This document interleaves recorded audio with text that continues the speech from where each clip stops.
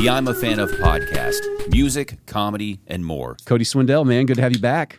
I love when we start the show and you're cracking open. Like I did that, I think, to Mikey B, too. But no, right when you were sitting down, we automatically started talking about basketball, and you're obviously a Mavs fan, and a Luka fan, and a Nico hater. Yeah, man, I'm hurting. What do you think about them, like escorting people out of a game for saying fire Nico? I hate that. I didn't know, because one thing came out that it was fake, that they were asking people not to wear a certain shirt or something like that, or it was something that ended up being fake. But some of those things were true. They were asking people to at least stop chanting fire. You can't have people stop chanting that. You brought that on. Especially when it's not like an obscenity or anything. Right. That's free speech. Yeah, yeah. And you bought a ticket. You're there supporting, right? Yeah, yeah. Did Mark Cuban actually come out and say, like, hey, y'all should quit doing that too? I feel like I read a headline where he was like, almost, like not necessarily supporting Nico, but basically saying, like, get over it. Maybe so. I did see PJ Washington. There was one game where he turned around and was like, sit the F down, or shut the F up, or whatever. Mm-hmm. And I got in the car after talking to Chris Taylor's about it at an open mic. I was like, yeah, I heard this. And then when I got in the car, it was the quote from PJ Washington on the radio, literally talking to Chris Taylor about it. So wow. Yeah, I mean, it's wild. Like, do you think, where do you think the Mavs go from here? I don't know. I didn't realize it was going to be a sports talk show, but I know. That's the thing. There's no hope, and I keep getting reminded there's no hope because there wasn't a return for the Luka trade. Like you didn't get an abundance of draft picks or anything like that. You just lost the future of the NBA, and looked like it wasn't a regular. You look like jerks doing it, right? Like, and the that way was it all went opposite out of the Mavs. Yeah, yeah. Because it's pretty clear. Like that was totally a surprise to him at this point, right? Yeah, yeah.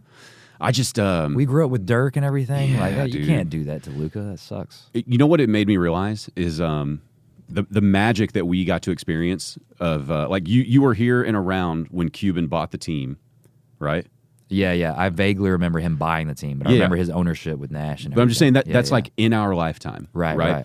That and we don't. I think we don't realize like that was golden era Mavericks. I know that you had an owner who was like sitting in the stands and passionate, willing to get fines for his players, and just making weird trades that we didn't understand. But then as soon as we were kind of told about it, we're like, oh, so this European guy, he's pretty good, huh?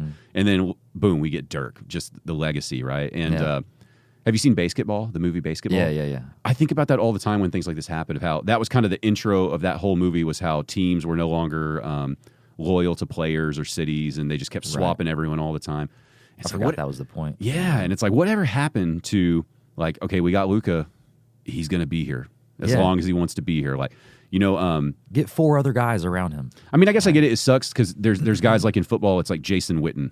Jason Witten really deserved a Super Bowl. Yeah. But I loved that he was here with us. Right. You can't influence it that much as a tight end. I think Romo deserved one too. I thought he was. Yeah. That's pretty controversial.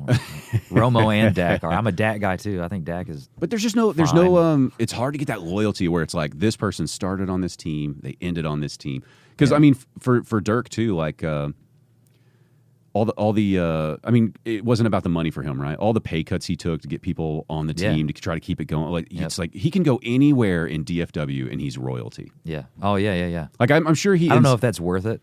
Man, I don't know. But I think the pride. I was saying at a thing the other day talking about success in comedy and stuff. Some people will get their Netflix special but still not have the respect of their peers. Mm-hmm. Dirk is like the pinnacle.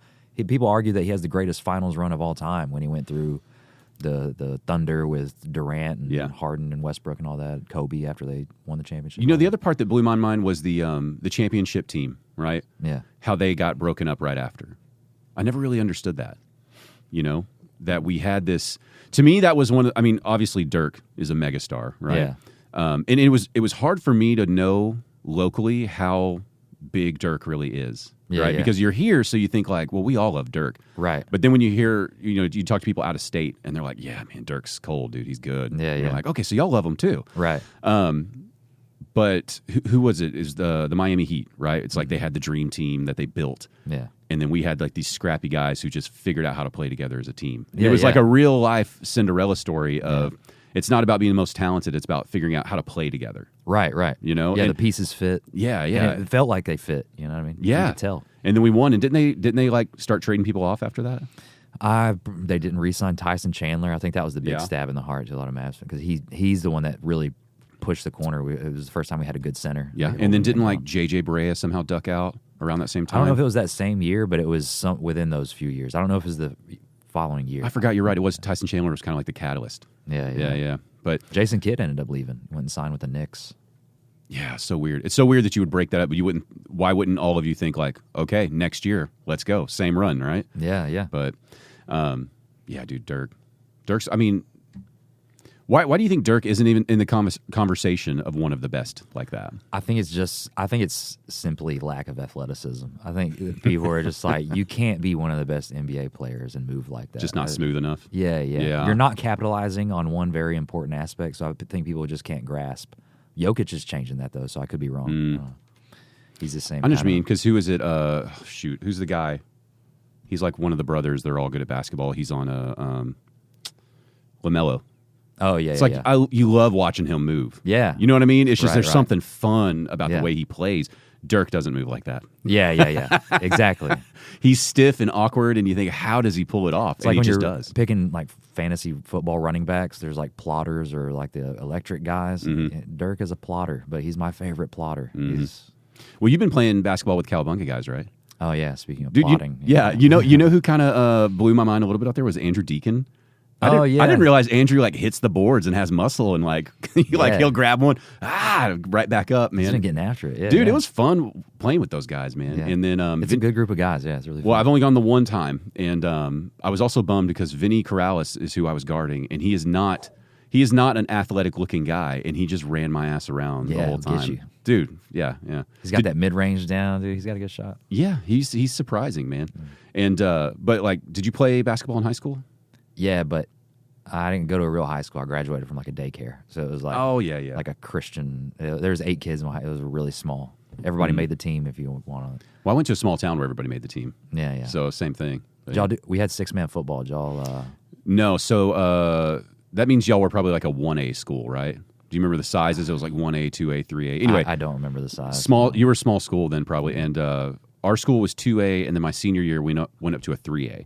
But even at 3A, we had like the largest graduating class ever at the time, and it was 84 people. Oh, yeah. So we're like medium small, I guess. Right.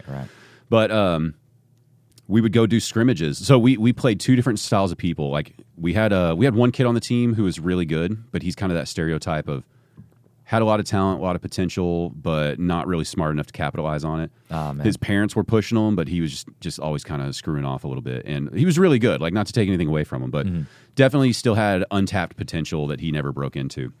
But his dad started making us play in these summer leagues, playing against like these huge 5A schools. So we'd be playing against these massive Dallas schools, like Plano, Carrollton, in a summer league, and we would just get destroyed. It'd be like 110-30, and it was for us to learn, try to get better. But then we would also, when we were playing in our regular high school district, we would do these non-district games against these small towns like where you're from, and it was guys who didn't have football teams, so they're doing basketball and baseball like year round. Oh yeah, and it's just nothing but like Steve Nash fundamentals down the court, and you can't guard it. They're just schooling you left and right. Just the whitest of white guys, just schooling you. But it was always humbling playing both ends of like these mega schools where these guys are going to college, and then these smaller schools where it's like, after they kick your ass on the court, they're going to like go back out to the field and get some work done. Yeah. We played against it was like a boys farm or something that was sponsored by the Cowboys. Oh. And our coach, I think, just had fun like trying to intimidate us with like there was one game he was hyping up the other team's quarterback, just saying he had like really he's got these gold shoes and all this stuff. I was like, what does that have to do Gold with him? shoes? Yeah. But he was the farm boys. He'd be like, yeah, these guys put in work. They're all of them are strong. Like hyped us up. They kicked our butts every year, so he was actually pretty accurate. Yeah, you could always tell when we weren't one of the schools that had our shit together. You could always tell when we played one of the sharp. There was a big difference. So you played 6-man football? Yeah. Okay, what'd you play? What are the positions like in 6-man? Yeah, I had everything. Yeah, we only had like 8 dudes for a lot of games, so you got to play everything. It's the linebacker is also a corner. The biggest difference is it's like a smaller field. It's an 80-yard field instead of 100, and it's like 40 yards wide instead of 50. Mm-hmm. And then it's but the biggest rule change is the quarterback can't run unless there's an exchange.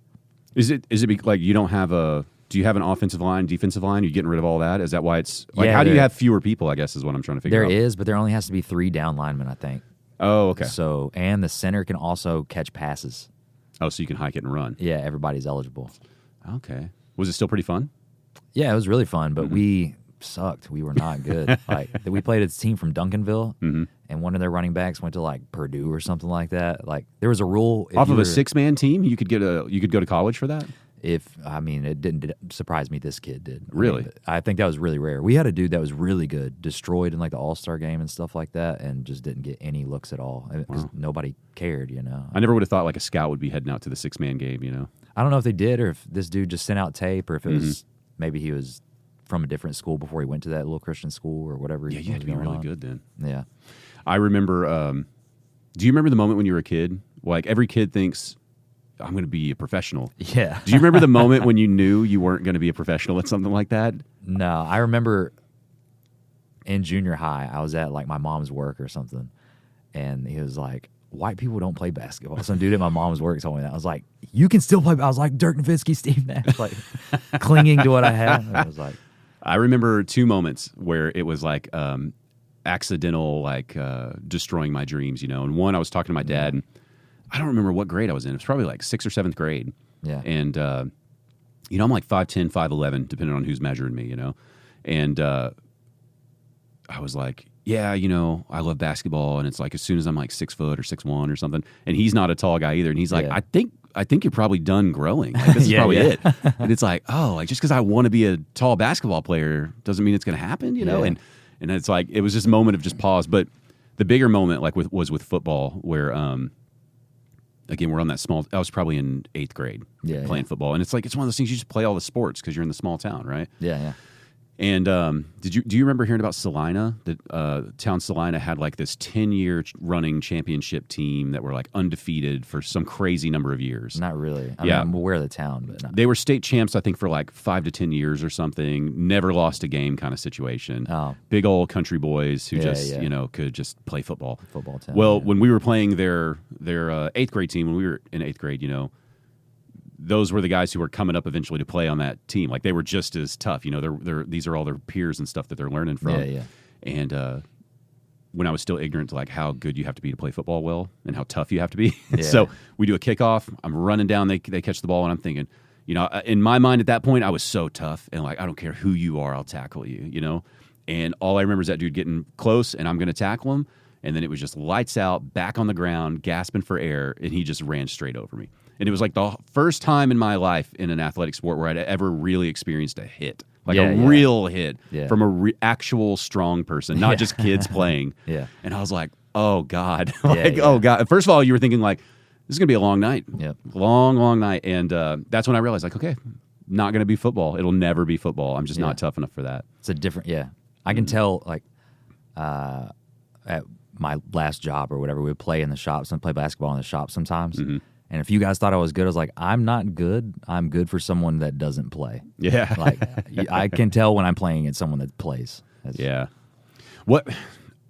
All right. I'm going to hate a little bit on basketball, but like, where do you stand on new NBA rules in terms of like gather step, travels, those types of things? I'm losing them. I don't know. I was talking to Vinny about it last night because he was talking about how James Harden changed some of the rules where if you kick out, that's on the dude that kicks out now. It's not a foul on the guy that you kick, which is great. That's a good rule. I think they're doing away with flopping, so they're trying to make some Get the good flops moves. out for sure. Yeah. No, I just can't stand like I can't tell what's a travel anymore. Oh, for sure. Yeah, I can't tell. It's like I have to watch someone break it down in slow motion to be like, actually, this, and I'm like, they say so, man. I don't know. I don't know, but it drives me nuts because I feel like I'm just going to start watching college basketball all the time. I've never been able to do a Euro step though. I've never understood it. It just looks like you're walking to me. Still, yeah, I don't know. It's weird, and you see all these like rec leagues of dudes trying to emulate what these NBA players are. So they're all arguing over what's a travel, and it's like, well, how do you even solve that on that level of game? Yeah. Dude, the best thing I saw was just talking about basketball.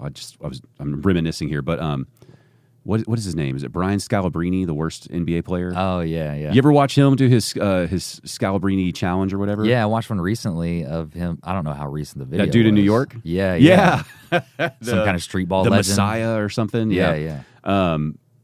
But he had this challenge because everybody was picking on him because he was the last place guy in the NBA for, I guess, most of his career or something. And like some of his sayings are like, I'm closer to LeBron than you are to me. Right. Things like that. And just talking about how like I might suck for the NBA, but I'm so good compared to anybody else, you know. He plays basketball every day. Yeah. And when he was doing this challenge, it's like anybody could come challenge him and he'd just play him one-on-one. And of course he's just beating everybody like 11-0, you know. Yeah. And but just watching the dominance and being like, God, so the shitty one is that good. That good, man. It's just, you ever been next to a professional athlete? Like you ever stood around one? Like a foot or two away? Yeah. They're different. Yeah. They're just... It was like he was retired. The one I'm thinking of, it was like after he was retired and stuff. But he was the center he was a big guy. Who was it? DJ Mabenga. I have a joke about it. Oh, you do? Yeah. Okay. We I guess I didn't do it. Oh, yeah, I didn't do it last night. Yeah, speaking of last night, man. That's the only reason why I'm thinking of it. Dude, how'd you like that show last night? Y'all had it was great. Who was it? Next Stop Comedy put on their Stop. show at the Peticolas Brewery here in Dallas. Yeah. Dude, that was my buddy who came with me. He genuinely said, I drag him to a lot of shows. He goes, I think that was the best local lineup I've ever watched with you. That's awesome. Yeah. That's the best thing you can hear. Outside of yourself, who do you think had the set of the night? I don't know. I still want to say Danny. Yeah, dude. He's killing it. Yeah. When he crushes, he crushes. When he crushes, he's everybody's favorite. Yeah. Mm-hmm. Yeah. Yeah, it was a good show, man. Have you done many shows like that in breweries that go that well? Not like that. And they even had the garage door open behind us before the show started. And while I was talking to you, I saw that they shut it. And I was pretty excited about that because I've done shows in breweries before where you're like, there's 2 huge bay doors open on both sides of the stage and people were in and out buying hot dogs and stuff. And it's like too much distraction right next to you where people can't even look at you without being distracted, you know. But it's hard to get a good setup, stuff like that. But last night worked out great. We had a great background. What do you think made that show work better? Because I've watched brewery shows before, and it didn't.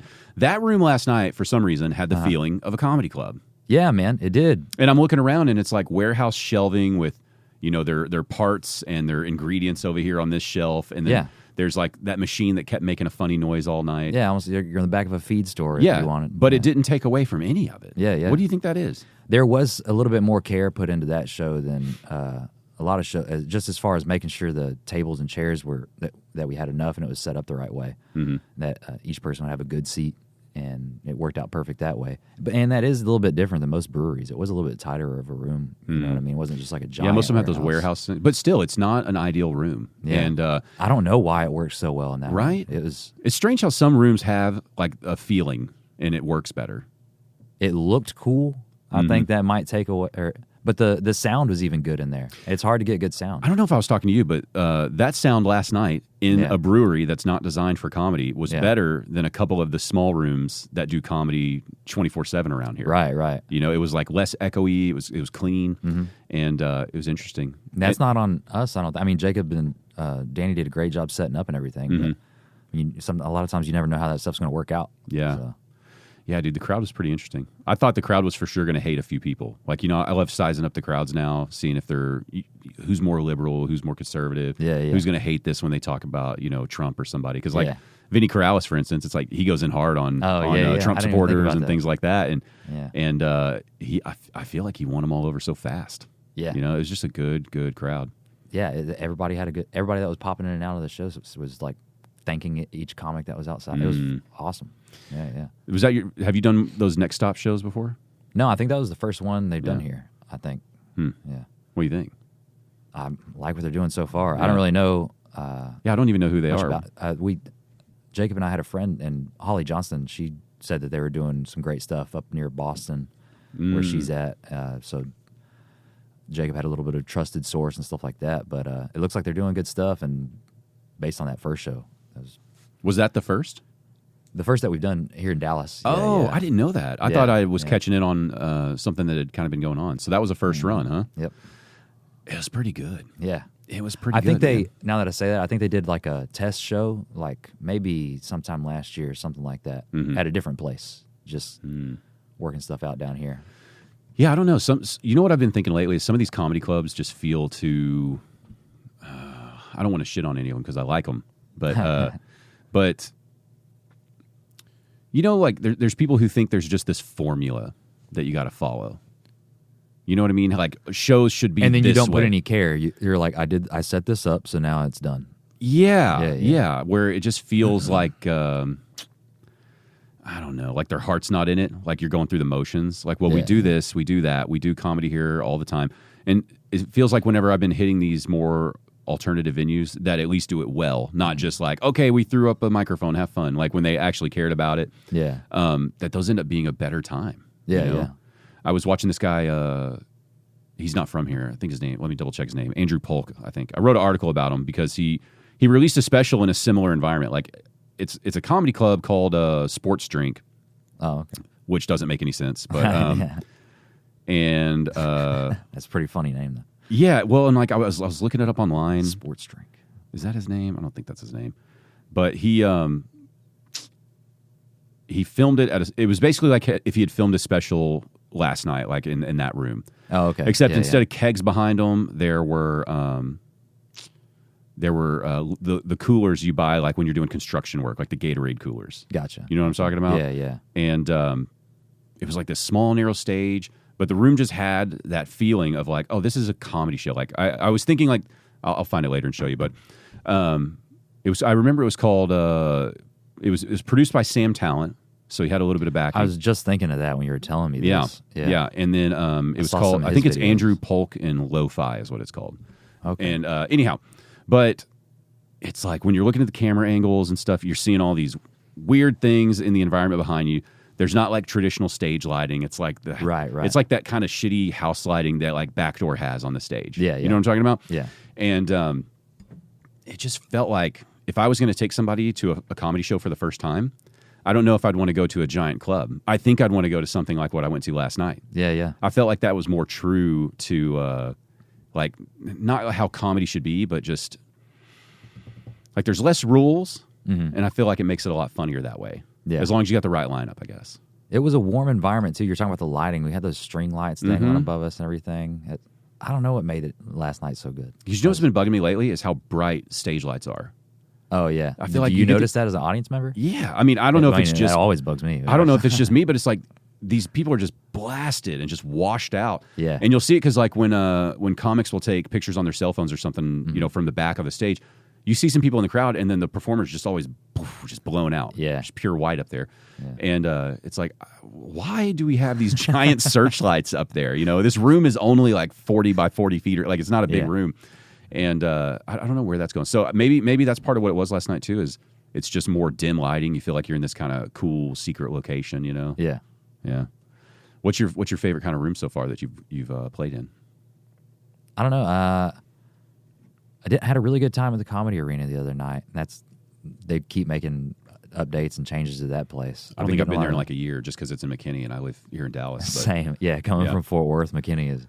Yeah, I like it though. I loved how you walk upstairs to it.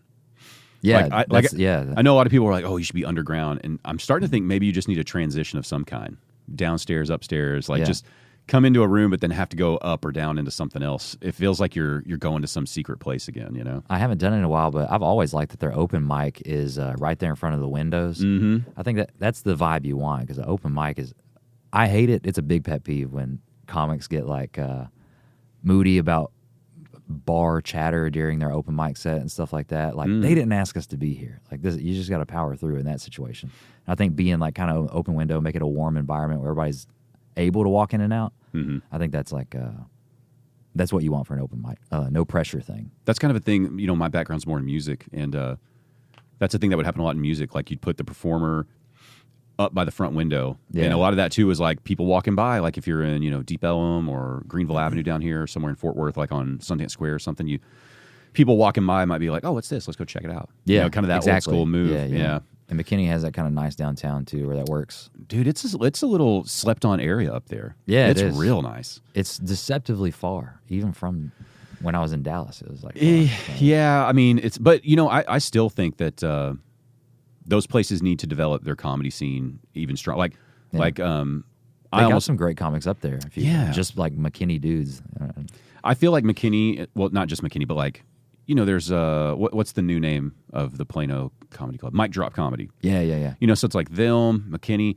I almost feel like they'd be better off just totally, almost separating themselves from like DFW comedy. Like, still let whoever you want perform there, but almost like make your own scene up there. Like North Texas. Thing. Yeah, like a totally different scene because kind of is, and Frisco's blowing up and everything. Got its own. And how many people are up there? Right. Who have just like we're like, I really don't get up to McKinney. They don't want to come to Dallas. Yeah. They have no desire to drive down. That's why here. they live up there. Yeah. Yeah. And so, you know, could you imagine having 5-6 more clubs up that way? Yeah. And they've got all the people to support it. Between here and Oklahoma City, you could pull. Absolutely, a ton of man. comics. You know, it's like I just feel like all of North Texas could start doing that. You know, so we could have like the North Texas scene, Right. The DFW scene. Now we got Rose City trying to do all their stuff out there east. And what are the little towns around that could do more, you know? We got your new club opening every I didn't get April you this 1st. year, did I? No. Oh, man, that's my favorite. Honestly, I hate how much I look forward to April Fool's now. Everybody's depending on you now. Yeah, I mean, if we ever actually do open one, I'm going to have to make several videos, several days in a row being like, I know in the past, you know, we have lied on April Fool's and told you we're negative. You know what's surprising though is I purposely did this year's video and last year's. For people who don't know, I do an April Fool's prank where I pretend I'm opening up a comedy club and I try to make it as believable as possible. And so this was the 4th year in a row that I've done that. So now, you know, like there's some comics who know it's happening and they're just like, fuck you. And then there's always the new people who have no idea, and that's really funny. And I get all these messages of like, love to play your club and all this kind of stuff. But That's how desperate comics are. I'll do your non-existent club right now. Can I? I'll show you the messages too, just so you know I'm not bullshitting. But I almost went through with it because someone from D Magazine reached out and what was like, give me some more information. Like, we'd love to write an article about this new club opening up. Man. Yeah, publicity. I texted a friend and I was like, I mean, would this be just the funniest thing ever if we had an article written about a fake club? You know, and like, would that just be like the greatest inside joke? Or would I just be a piece of shit for wasting this journalist time? Yeah. You know, so we decided against it.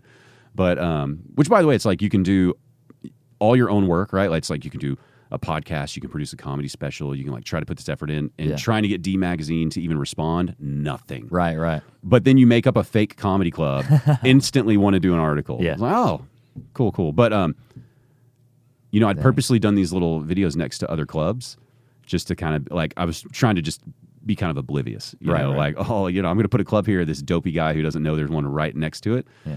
And in the past, one of them, somebody from that club had reached out and was like, hey, just so you know, like, you may not want to call it a comedy club because we're going to not allow our performers to work there.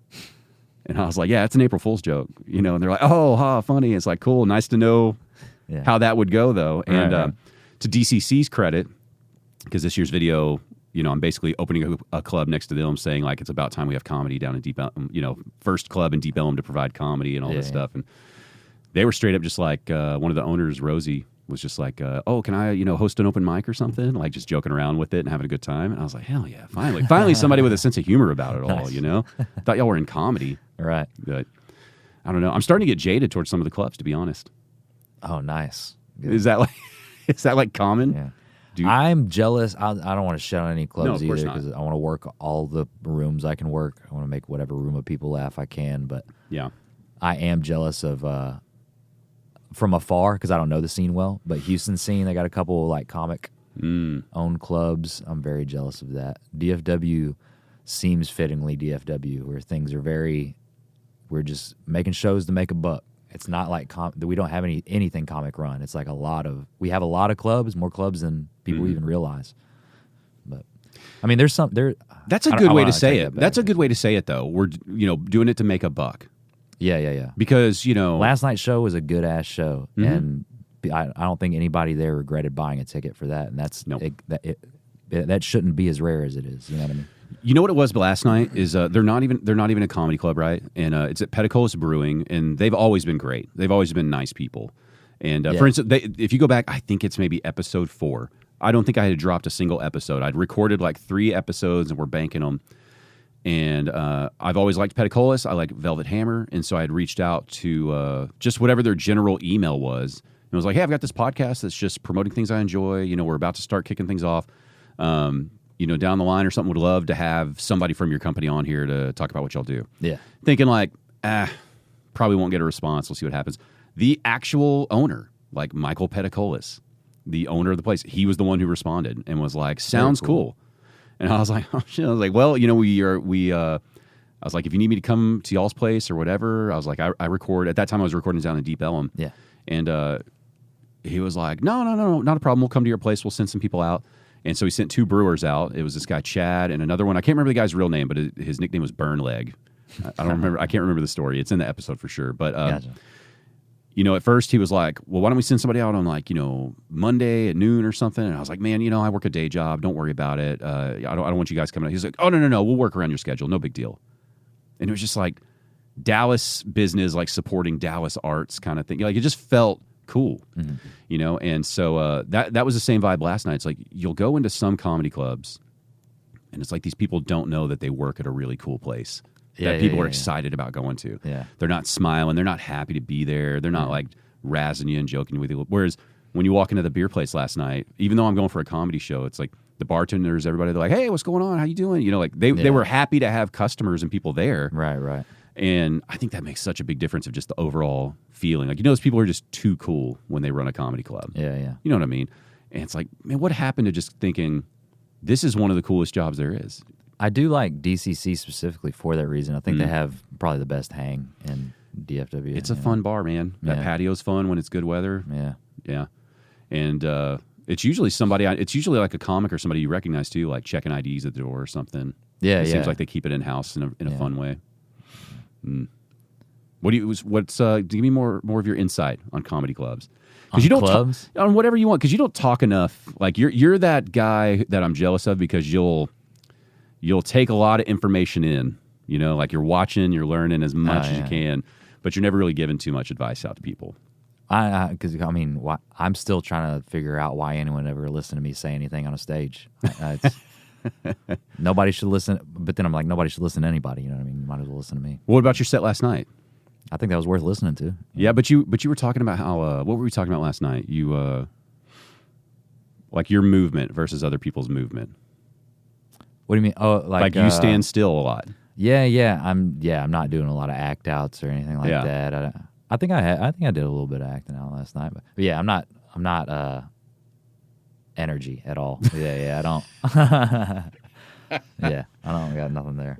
I mean, do you feel like you know, some people have talked to me. I've talked to other people that are a similar like low key thing, and they felt like, I need to do more energy. You know, I do feel guilty because when I think I'm stuck in between a thing of like I don't like wacky comics. That's not my favorite kind of comics. My favorite kind of comics are kind of what I'm doing. Like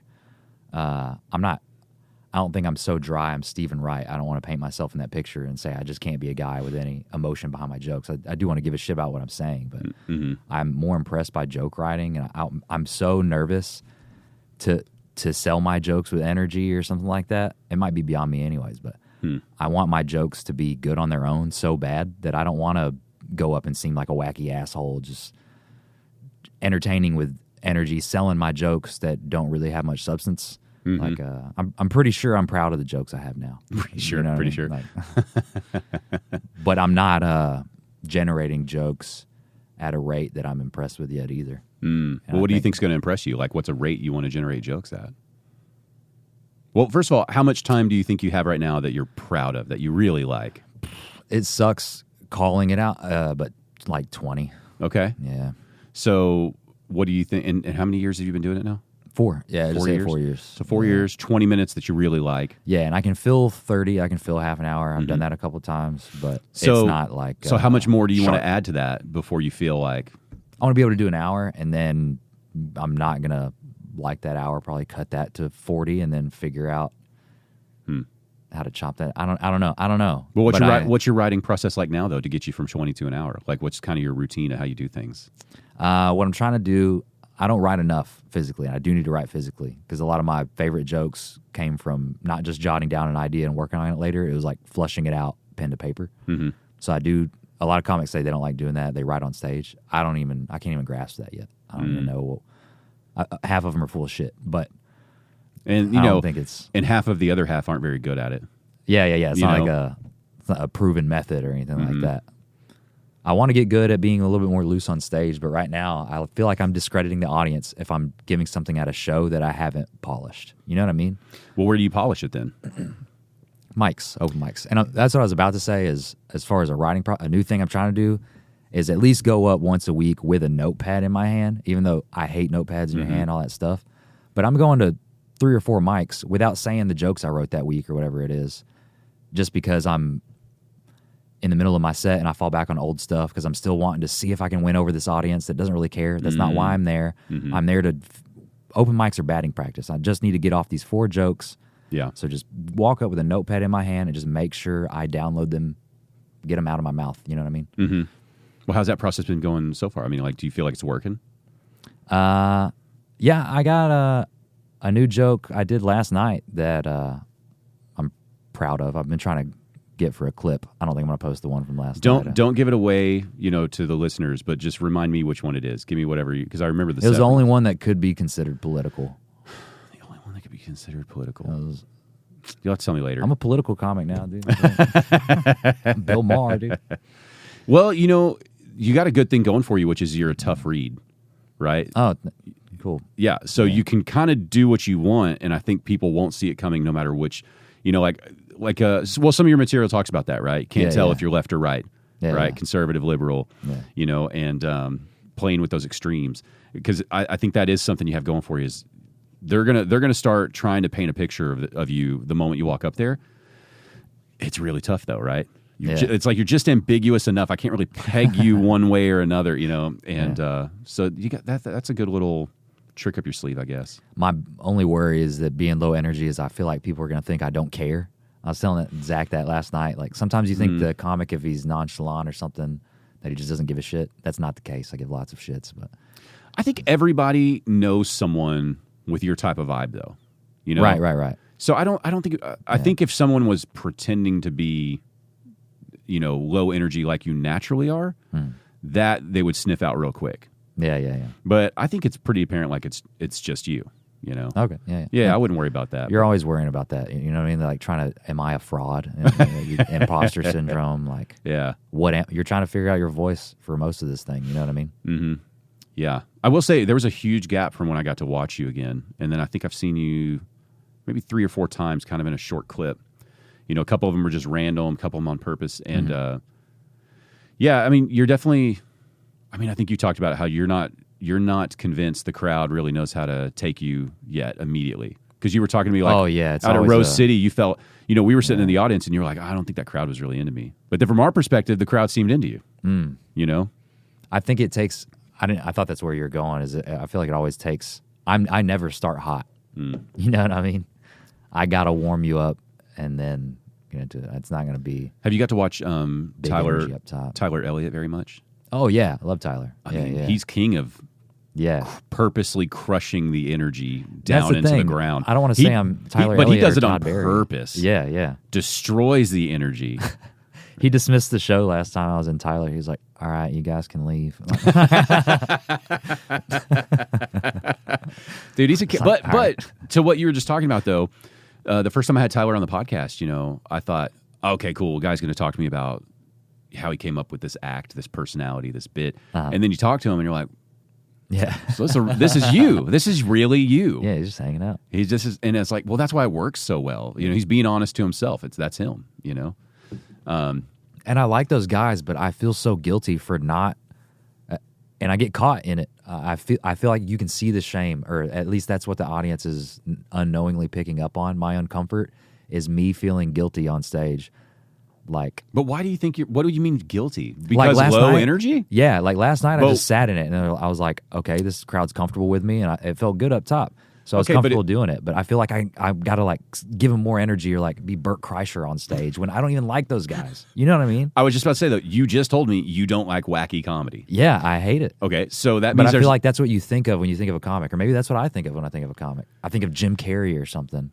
So I feel guilty for not, I don't know, it's a weird thing. Okay, but it is what I'm struggling with. Let's think how many comics, famous or local, whatever, how many comics do you think have a Jim Carrey vibe? None. That off You know, the top of closest my head. maybe would be Robin Williams, and that's only because I watched Jumanji today with my son for the first time in however long, right? But it's like he's another like eccentric, out there, wacky guy. Yeah, Okay, yeah. so we've got two, right? Casey Rocket, maybe down in the Austin universe. He's got that wacky energy, but he's still new. So time will tell whether or not Yeah. he's going to be a major success long term, or Yeah. if that's going to be lightning in a bottle, right? Right. Because I hear tons of people saying they love it, and I don't have any hate towards the guy, but I don't get it. Like, it's just not my.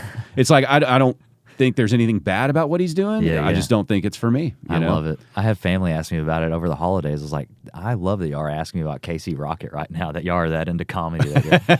Well, I mean, and that's the upside of a guy like him is maybe that's somebody's intro into comedy, like this silly, goofy world, and they love it. But I don't think when you become a long-term comedy fan that's sustainable. But he could be he could be a person that proves me wrong on that moving forward. I was just saying I don't like that stuff. I love Casey Rocket, and I'm thoroughly impressed by it because Yeah. I'm jealous of that energy, That energy, maybe, or yeah. whatever. And I think some people would be like, oh, I'm impressed with joke writing. Probably fewer people. I think more people are entertained by the entertainer. More people that are having a good time with themselves on stage. I've only ever watched his set in clips or Kill Tony, stuff like that. Do you think that energy can hold for 45 minutes? I don't know about that. That's the intriguing. I would love to part of see. it. I would love to see how an audience reacts to it. Or does could he be just, incredible. like- It could be incredible. I don't know. Yeah. Like if Casey Rocket somehow is listening to this, I'm not shitting on you. Like, do your thing, man. Absolutely. I'm just. It's so different than what a lot of other people are doing, and Yeah. I'm very curious how it layers in. But the point being, we've only been able to mention really 3 people with Yeah, that yeah. type of wacky energy. Right. So I don't think you even have to worry about that. Yeah. Because anybody else who tries to throw wacky energy like that, it usually comes off as really hack, in Yeah. my opinion. Yeah. It's like that cheesy. It's like what you would perceive like a '80s cruise ship comic to be. Yeah, exactly. Yeah, And that's how I feel. I feel like a corny host, or like a you feel that way like now. no, like I'm fighting that energy. Like I'm like, you need to cheese it up a bit. And I'm like, I don't want to do that, and there's no reason to. So it's like an internal argument for no reason. What if you, just to get it out of your system, made like an alter ego where you went full cheese, All cheesy high jokes? energy? Just do it. Just lean into it so hard. Come out in a suit with like the sleeves halfway up, and just be the cheesiest Cody Swindell you could ever be. I do want to do like a corny set. Like I should just do it at Dusty's. Dusty's the open. I'm hosting for Jacob Marshall, his open mic tonight. Guest hosting for him. Oh, what time you got to get out of here? Oh, like 9 or so. It's not. Okay. Yeah. All right. Is that? Could I take a bathroom break? Is Yeah, that- you want to go? Yeah. Let's sorry. pause. Yeah, you good then? Yes. Okay. Solid. Thanks. So yeah, we were talking about how you were thinking about hosting like cheesy shows or something, right? Oh no, I would do it like one time to get out of my system, but like One time? yeah. What if you had like a quarterly, like 4 times a year, and you get any other comic who wants to come do the cheesiest comedy they could ever do? I think Tim Davies, if I remember correctly, was doing something at DCC along those lines. Oh, It was really? Like I think it was dad jokes. So Okay. it was like puns and cheesy jokes and stuff like Yeah, I that. think there's a guy, Steve Lovelace, maybe, that does pun Okay. jokes. Gotcha, Like a pun gotcha. thing at DCC. I've been trying to watch it. I haven't Yeah. been able to make it out yet, but Yeah. yeah, like because I would do that out of hate. I would never want to be that known for that guy. no, I think it would be like a good it's like those movies where there's like a really good person who has like rage, so every now and then they go like beat up a homeless person or something, get it out of their system. You ever seen those types of characters? Like there was a guy like in Mr. Robot or something that was like that. But anyway, no, it would be like just to exercise, like get it out of your system, remind yourself you hate it, Yeah. and then go back to doing what you want to do. But it's like it's out because it'll remind, like you'll get up there and you'll hate doing it that way, and so then when you do it your normal way, you'll go, yeah, this feels right. Right. This feels good. Well, what if you had some real gold out of it that was just fun? Like it wasn't going to go anywhere, but just had a good time. I went through a thing where I was maybe last summer or something. I was going to open mics, and it was just like I wasn't getting anything for like a couple months. I got like 3 poop jokes, and I was like, "What am I doing?" Like, you're supposed to get those out your first year. And, funny enough, I guess, or whatever. But I didn't want to start hanging my hat on poop jokes. I was like, I gotta get out of this. How'd you bust out of that rut? I think shuffled up mic. We moved again. Mm-hmm. Shuffle up mics. Get out of. If you write poop jokes, you have to move. Tell me some of your experience about because y'all moved down to Austin, you came back. How was it trying to break into like a new comedy scene? It was tough. Austin, I was down there for a weird time too because we moved because Victoria got a job and everything. So we took off. I was going back to school, going back to Texas State and stuff. So that worked out well. It was a fun time when we were down there. But comedy-wise, the big clubs weren't open yet up until right before we moved. Ended up moving back here. So most of the time, so you're saying what is that? Mothership, Cap City, Creek in the Cave was open. Okay. It was like Creek in the Cave and Vulcan were doing Those a lot were the of stuff. spots. Gotcha. Yeah. So what was the like the open mic scene like down there when you were doing that? A lot of outdoor stuff because this was 2 years ago now. 2 years. So we're still on the tail end of COVID. Yeah, exactly. So right before we moved back was when I think they were doing Kill Tony at Mothership for a couple months, and I got on that. Oh, that's right. Like on Tuesday when we were moving back on that Friday. Yeah. So what little momentum I would have had, we moved back that weekend. I never saw anybody from Austin again for like but a even year. even without Kill Tony though, like how do you feel like you were trying to get your foot in the door down there? It felt impossible because when we moved, I was only doing comedy here for a year. So I had no reason for anybody to listen to me still. I had no connections or nothing like that. I just was getting the experience of doing open mics in another city for a little while and figured it out from there. But then got a couple shows towards the end, but it was from like Paul Smith coming down to Austin. It wasn't Austin connections or anything. Yeah. Huh. What do you think do you think you would have done it differently? Absolutely. I was trying too hard because I had like 5 minutes I liked, and I was trying too hard to impress somebody at the open mic to try to get booked instead of just there was nobody to impress. I didn't know what I was doing there. I was just like hoping to make some kind of connections based on my material or something, but open mics were just to work on stuff. There was nobody there booking from open mics. When you came back from that experience, when you come back to DFW, did it change how you were going to approach things here? Yeah, it made me appreciate because I was in a way better rhythm when I was in DFW. I hit a ton of mics my first year. If you're willing to drive up to an hour, I guess, you can get a lot of work done in Dallas. In Austin, there are a lot of mics, but at least the time I was there, it was tough because a lot of them would be right there on 6th Street happening at the same time. So if you could know somebody to get you on a couple lists or whatever, but it was pretty hard to sign up for all of them and be at the same one. But you get more time in Dallas at each mic. I just had a better routine going. What are the mics you like to hit in DFW?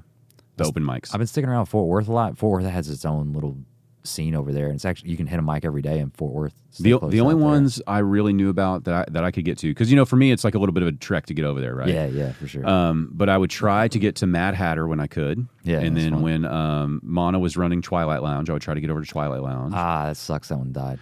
Yeah, I mean that was a great bar. I don't know what happened, but the bar went under, not the mic, right? Right. Yeah, and so the mic had to just go under because the bar was closed. But there, and man, there was one more I can't remember. I would go to another one that they did at a place called Mass, which I think is now the Cicada. It was okay. It just never got the crowd like the other ones did. I don't think it had the regulars that the other places had. Right. I think that was what was hard. But man, the Mad Hatter one, I really loved going to that one. Yeah. I mean, I liked it a lot. There was just again, that's another one of those rooms. It's like I can't really explain why it feels so fun there. Yeah. Watching that show, because the stage is terrible, the lighting is terrible, the sound's not great. But it was still a fun time to watch people work on their stuff there. Yeah. It just had a good vibe to it. Yeah. A tight little room's fun, and you're looking right at everybody that hates you. They don't want to hear you. It's like, I got to see a lot of people do comedy for the first time there. Oh, that's cool. Which honestly, that was the original reason I know like it's polarizing now, but I did enjoy. I mean, I still listen to it now, but when I first discovered Kill Tony was when they were still in LA. It wasn't like when it was brand new, but it was when Jeremiah Watkins was in the band. And it was that version of Kill Tony before they moved over. But something about watching or hearing somebody doing comedy for the very first time is really interesting. Even when it's horrible, it's just the nerves of them getting up there, and like the balls it takes to just, okay, tonight's the night. My first time was on Kill Tony. That was your first time? Not the one in Austin, but I got on. Whoa! I was in the middle of taking a comedy class at DCH, and I quit going like the third or fourth week. It was on Thursdays, and I went to Kill Tony instead and signed up. What made you want that to be your first Honestly, Yeah. I thought the podcast wasn't as big as it is now. And even though it was recorded and in front of live people and all that stuff, doing 1 minute seemed less intimidating than doing. This is how dumb you are before you do an open mic. How little you know how little a open mic matters. Mm-hmm. I thought 1 minute was less intimidating than 3 or 5 minutes or whatever it was at an open mic. Yeah. And I was like, I can do 1 minute. I have like 1 minute of this one joke I like. All that poop material. Yeah. That I've gathered for 3 months. Wow. So, well, walk me through like your mindset of like, okay, I'm going to do comedy, well, and I'm going to start it at some point. So today I'm going to do the Kill Tony thing. That'll be the first time I attempt stand-up comedy. That was just kind of, I think it was like that was my birthday weekend too or something. So I was like, I'm going to celebrate by signing up for this thing, and I've been taking this I've been thinking about it, and I've been taking this comedy class and all this stuff, and just dumb. I should have just signed up for an open mic instead of doing a class or doing Kill Tony and everything. Really? Should have just done an open mic, but I didn't even start doing an open mic until a year after Kill Tony. So you did the Kill Tony thing one time, then you wait a year to go back to another open mic. Yeah, it was because COVID happened in between. I did flake for a few months, and then we moved back to Austin. I was like, I'll start comedy in Austin, and then COVID How many hit. times have y'all moved to Austin and back? It was like 5 times because Jesus. we were going back and forth. When we first met here in Dallas, we moved back down there because I was going back to school. Then we moved back for some reason, and then I went back to school. And do y'all think then maybe she you got a job? Do you just need to like end up in Waco or something? Like, would that be better for y'all? Nah. Just be like in That's between why we somewhere. moved to Fort Worth. We were like, maybe Fort Worth will be different. We like doing a 1-year lease. Yeah. And just checking out different places too. Just in between Dallas and San Marcos. Well, what's been your favorite spot so far? Where do you want to? Probably San Marcos, really, Yeah. where I went to school and stuff. That's just a cool area, right in between San Antonio and Austin. Mm-hmm. Yeah, nice little party town. Yeah. Yeah. I'm pretty boring. I don't party. I don't do anything. There's a lazy river. That's my vibe. Well, what do you mean, lazy river? Or do you mean like the river? The that you river. Float? Yeah, yeah. Which one is it there? Is it the Canal that rolls through there, or the Guadalupe? I think it's the Guadalupe. Yeah, we used to go. Or is it? I don't even know. I'd be lying to I you. can't remember which one we floated, but we would I think always. the Canal is New Braunfels, though. I think. I don't know, man. We're gonna be lying on here, but but no, we used to go float. Once a year. I just can't remember where it was because we were so young. It's like you just loaded up the beer, drove down. Yeah, Some of yeah. the times we didn't even have a tent. You just sleep in the car, go float the river the next day, drive back up. Yeah. But I'm debating whether or not we start that tradition again with my son. He's 5 now, and I was thinking, like 5, 6 years old.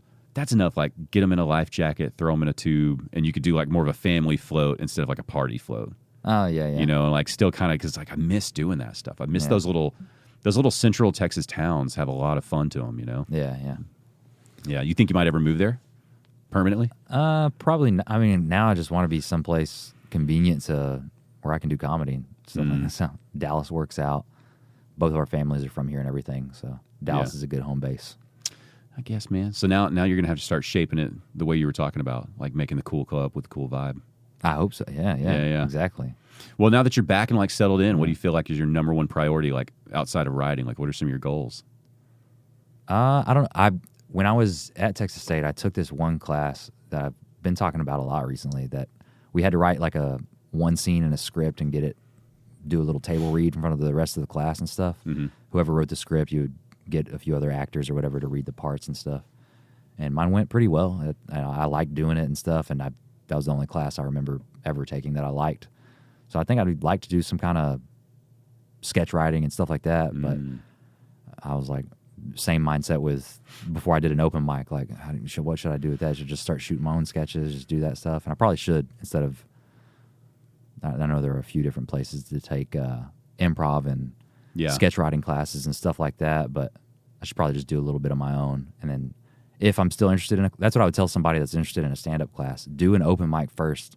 That way, if you still want to go to a class or whatever, you have a little bit of frame of reference. Yeah, you know what I mean? Yeah, it makes sense. Well, if you like sketch and writing like that, you ever thought about bringing some of that onto your stand-up? Then, what do you mean? I don't know. I get a little strange with it, right? Like, I do want to get weird. One of my favorite comics is Zach Galifianakis. Yeah, his stuff is so right up that alley. Like, I hate dropping names because it's just so like I'm not trying to pigeonhole, obviously, but yeah, Zach Galifianakis. who's it? Dimitri Martin. And I think I was telling somebody last night, maybe it was you, about there's like this Australian guy. I can't think of his name. He went on America's Got Talent, and I don't think it worked out well. Oh, okay. Or maybe that's just a bit he's doing. I can't tell. His stuff is so weird, and but it's like almost like kind of interactive in a way, and it's real loose, but super super funny. And it's technically stand up, but it's also not. Like he'll have like the guy running his soundboard. He'll play off of him a little bit. Right. You know, like one of the jokes I saw recently is he would just like the sound guy's like such a part of the show. He's like, you know, hey, I forgot what I'm doing. Like, what's the next thing? And he's like, oh, it's this one. He's like, no, pass on that. This audience is too whatever. And he's like, okay, well, next up is this. And he's like, no, that one's stupid too. Pass on that. And it's going on like forever, and it's just silly and weird. Another one was like he opened up like 4 or 5 boxes within a box. And it sounds fucking dumb. Yeah. But the way he did it, it was like, okay, this is like a hilarious, silly moment, you know? Just kind of getting weird and dumb with it. And now that you describe it, I think I hate that. Do you really? I'll send you some clips. I don't know. But point me, like with your personality, it wasn't theatrical. That's the thing. Is like it was kind of similar to your personality, not the same exactly, but I don't know. Maybe because you're so unenthused, like things aren't expected, and that's what makes it funny. Anyway, point being, like, if you like sketch, I feel like you're still in that zone where you can kind of do whatever you want, right? Like if you get a club that, okay, I need to do a good job, you can just do your stand-up that you know works. Right. But when you get on some different shows, like you could get real weird with it. That's the gap I'm trying to work with is even bad open mics. I was talking earlier, I instead of working those new jokes, I'll fall on my old material. Like I should be more weird with the jokes that I have that are more. I have loose. I have the B sides or whatever on the back of my notebook or whatever, like loose premises that I should do at.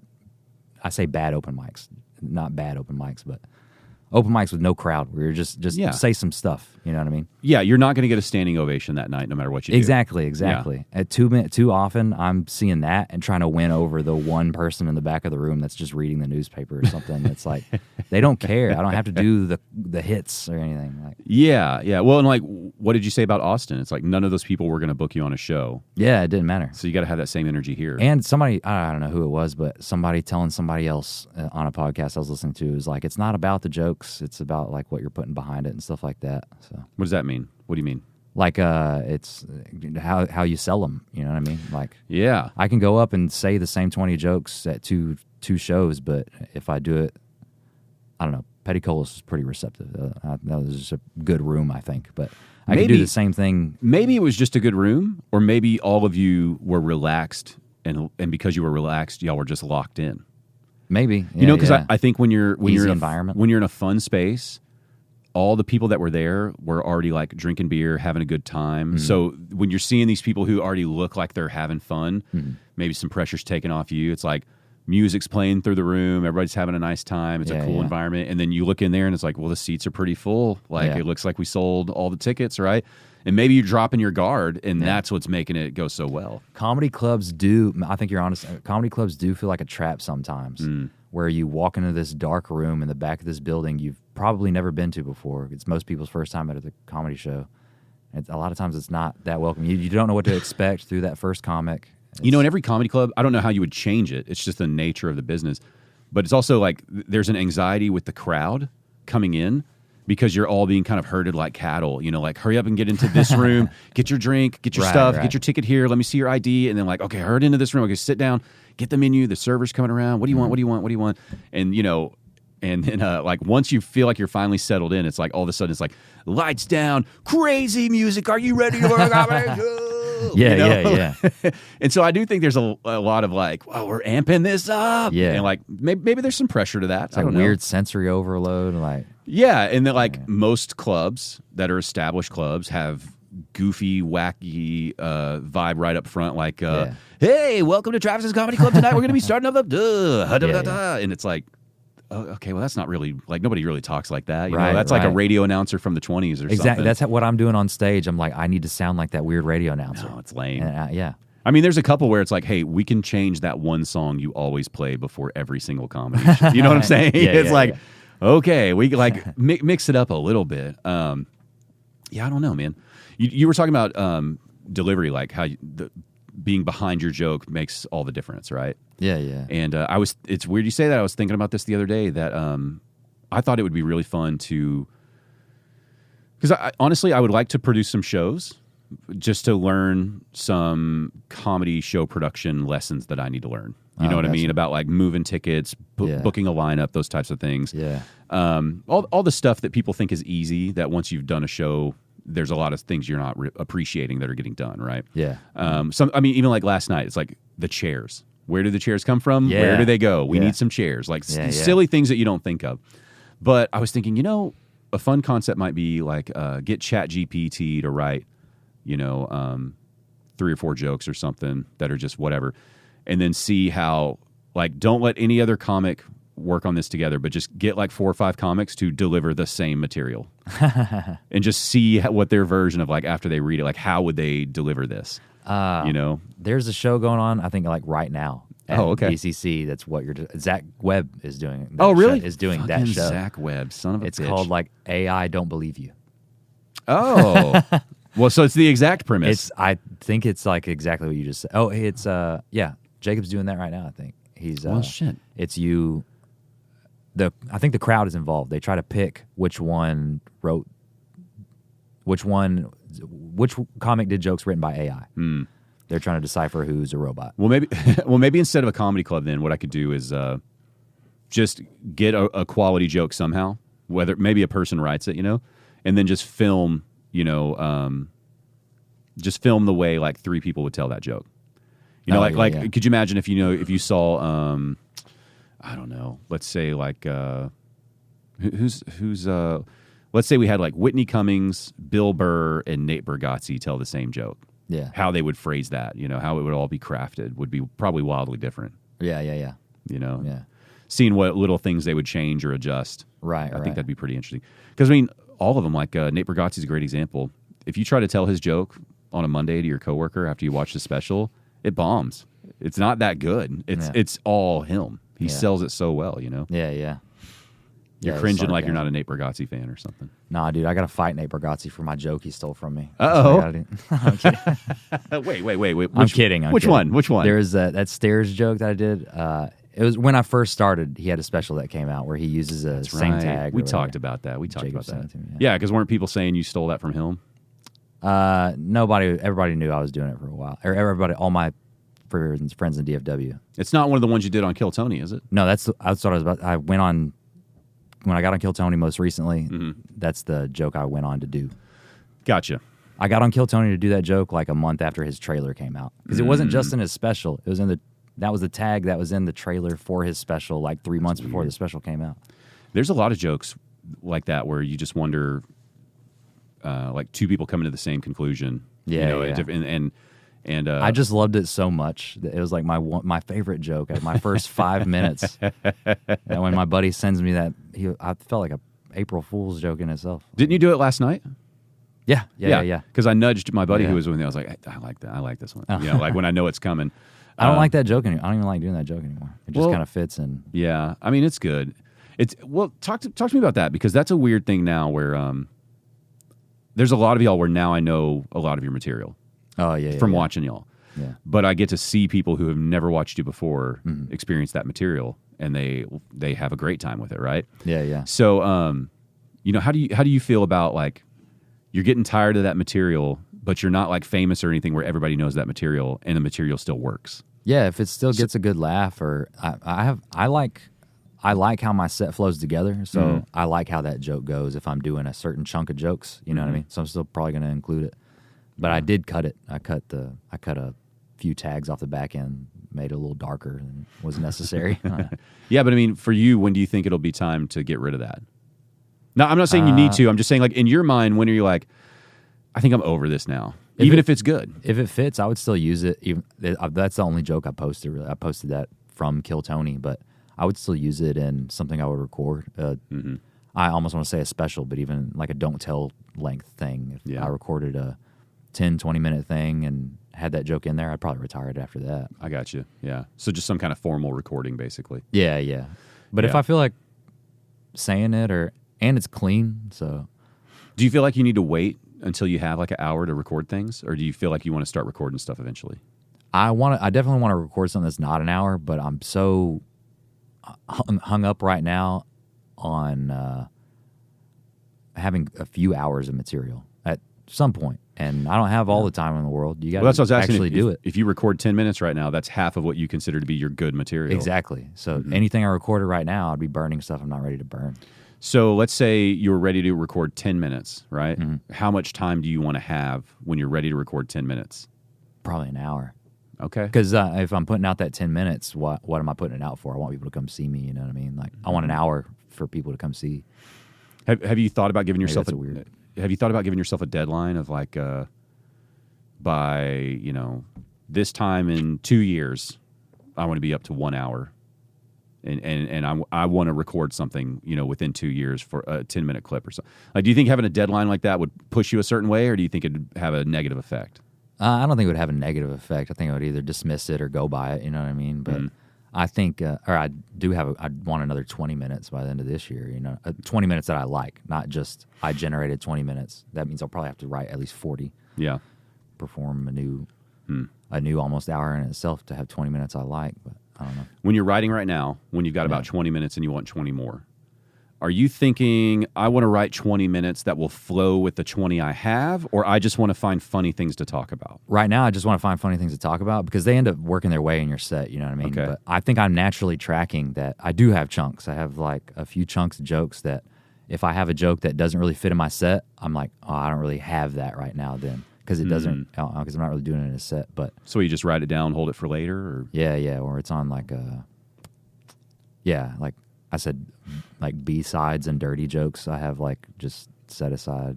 So do you feel like the material you have now is flowing into some kind of theme naturally, or do you feel like it's still all just kind of scattered and I'm going to pick what I'm doing tonight? It's natural. It naturally Like, do you don't have to say what it is right now because I know you're working on it, but I'm just curious because I love when, an hour is kind of on point with a theme, even if it sidetracks, and it's swinging out left and right. Yeah. I love when it's still coming back to this thing that we started on later. And I think a lot of people like that, but I'm always curious at, like at your level, about 4 years in, like, are you actively kind of writing that way, or are you just grabbing jokes and then we'll see what theme comes out of that, or don't even worry about it at all?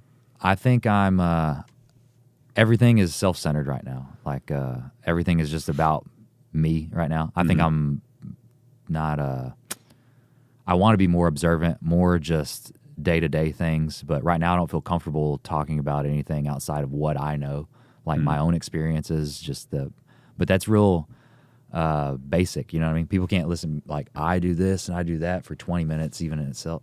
Oh, that's interesting. Is to, but it's all I mean, even when I started my first open mic, Shiva was hosting. He was like, yeah, I like the self-deprecation and stuff like that. And I didn't really even realize that's what I was doing. But yeah. But you're saying, like, you feel like if you tried to keep that up for 40 minutes, it wouldn't be as strong? Yeah, you got to break off that one thing. But that's definitely, it's naturally flowing into, like, I'll write a joke and then go, oh, well, that has to do with this other chunk about marriage or whatever it is. Yeah. Like, I had 3 bald jokes that are the same joke, and I just wasn't tying them together for, like, a few months when I first started. Yeah. It just wasn't dawning on you that it was the similar topic? Yeah. And then even recently I noticed these 2 bits kind of flow together that, which I do like that. I like that I know I have a set. I like that I know how it flows together and stuff like that.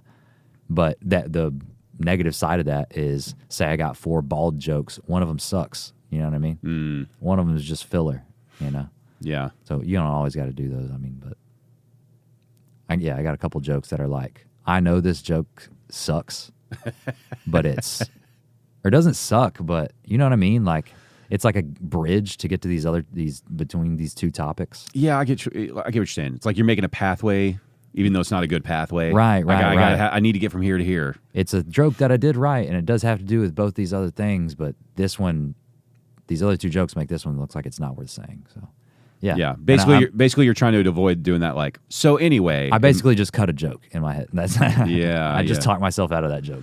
There's no way I can be talking about my own jokes like that. That's crazy. I mean, what's the stuff you want to talk about more that you haven't really got out there yet? I don't know. I keep thinking, Louis is my favorite comic. I was talking to Zach Webb last night about our favorite comics and stuff like that. I don't think I'm going to be like, I told Zach when I'm at DCC, I feel like that's a little bit more maybe like PC of audience. They do like their the George Wallace liberal show and stuff like that. Like they're very whatever. It's a more liberal club. Yeah, a liberal club. Especially out of the clubs we have here locally. They're definitely more of a liberal club. Yeah. So when I go there for their open mic, I'm like, all right, this is the place they don't like edgy. I'm just gonna lean into it or whatever. But I don't do that. Like, if I do try to be edgy, my peak is like cussing once during my set. You know what I mean? I'm not doing anything that's like Louis has his bit about scooping duck vaginas. I don't have any. I'm not really going in there with anything. I don't have anything. I'm not trying to get abrasive, but I don't mind that either. Yeah, I wonder if I ever started comedy, which I'm never going to. If I would want to attempt to do pure clean comedy, or if I'd want to attempt to not do clean comedy. And every time I want to take that high road of like, oh, clean comedy is more difficult and blah blah, you know. But I do like comics that are just filthy sometimes. Yeah. I love it, man. I love it. I mean, talking about Louis, it's like the amount of horrible things that he'll say that really make you think about like just society and people and all this stuff. Yeah. But it's still just a gross joke. And you're like, damn, man, how did you craft that to where you're saying something disgusting and childish, but it somehow sounded witty? Yeah, you know, yeah. It's so good, so good. Yeah. Yeah, I wonder how far he would. I mean, I feel like he's made a comeback and he's doing his own stuff through his website now, and I don't think he's struggling anymore. But if he didn't go through all that stuff, I wonder how he would be viewed right now in terms of like all-time greatest, you know? Because he's just so... You can hate him all you want on a personal level, but you can't deny how good he is comedically. Right. Did I tell you we got to watch him at Addison Improv when he was kind of dipping his toes back in? You may have told me that. Yeah, I heard a few people that went to that show. You know, pretty good. There's only 2 live experiences I've had like that, and they were just kind of eye-opening. But one was him. We watched him in how many people do you think Improv holds? Like 300 people or something? Yeah, probably about that. Yeah. You know, and we're like 4 tables back, so we're right there. You know? Right. And I've never seen a comic with that skill level that close. Right. You know what I mean? Yeah, and in a small room and that kind of, because you know, it's not like we can go pop in at the Cellar in New York and see some of these greats. We don't really have that here yet. That's true. Yeah. The only other experience I had is we watched Willie Nelson at this local theater called the Granada Theater, which similar thing. It probably holds, I don't know, probably between like 500 and 1,000 people. But for Willie Nelson, that's a small venue. You know? Oh, right. And we were, you know, I don't know, 5 or 6 rows back, pretty close. But it dawned on me, I was like, you know, whether or not you like the songs, whether or not you like Willie Nelson, it was maybe one of the tightest performances I'd ever seen. And, you know, I was thinking about it afterwards. I was like, yeah, I guess they've been playing together for like 45, 50 years, you know? And like the skill you have when you've just been executing at a high level for that long. Yeah. I haven't, you know, I was like, yeah, most of the bands I guess I've ever watched have always been like 20s, 30s, 40s. I've never watched an 80-year-old or however old he was who's been playing his entire life put on a concert like that. Oh, man. Yeah, I haven't either. And so it was kind of that way watching Louis. It's like, well, how long's he been a comic at a high level? I've never seen a comic at that high of a level in a small room. Yeah. So those 2 experiences were just kind of really educating on, you know, I felt more educated. Like, okay, that's such a different level, and I couldn't have appreciated that if I saw them at like a stadium. Yeah. You know, I've never seen. I've seen comedy at Dickies Arena. Okay, and it actually was a good show. I wanted to shit on it just now, but that's a smaller arena. That might be the place where you could get away with arenas, right? Yeah, it's not like an American Airlines Center or anything. Yeah. That was the first place I thought of. I wouldn't want to go see a comedy show at American Airlines Center. No, I love Bill Burr, and he's come through American Airlines Center, and I'm just not interested. Yeah, you know, because it won't be what I want it to be. I'll just wait for the special to come out and watch it then. I saw him at the Majestic. That would be incredible. That was cool. That was, well, about 10 years ago. Yeah, I think that's like max. Because the only person I can say that I saw at 2 different venues like that, we saw Tom Segura at the Majestic. Oh, yeah. And then we saw him at that theater in Grand Prairie over by the horse track, whatever it's called now, Verizon or something. Yeah. And like, look, he was still just as funny at Verizon, but you know, at Verizon, it's like you start drifting your eyes up to the TV screens and you're watching those instead of, whereas at the Majestic, you can still see his facial expressions on the stage. Yeah. You know, I think really that's all they should build. I know why they do it, right? They're selling tickets, they're making money, do what you need to do. But those theaters that have like the ground level and then like 3 balconies, but it's all pushed right up front. Oh, yeah. That's how it should all be built. Yeah. That way, even if you're on that 3rd balcony, you're still like, I can still see when you squint your eye or something. Yeah. You know? Yeah. What do you think is the best comedy show you've ever seen then? I actually saw Louis at the Houston Improv a couple years ago. Wow. And within a couple months, saw him at someplace near Oklahoma City at like a college theater or something like that he was using. And both those shows are really cool. Joe Mackey opened for him up in Oklahoma. And I love Joe Mackey too. So he was really funny. And in Houston, we were like about where you were saying you were sitting. We were like 4 rows back. Oh, so you had the exact same experience then. But the Houston Improv is massive. It's really? Yeah, it's pretty big. Well, I mean, the Addison Improv is pretty big. Is it that much bigger?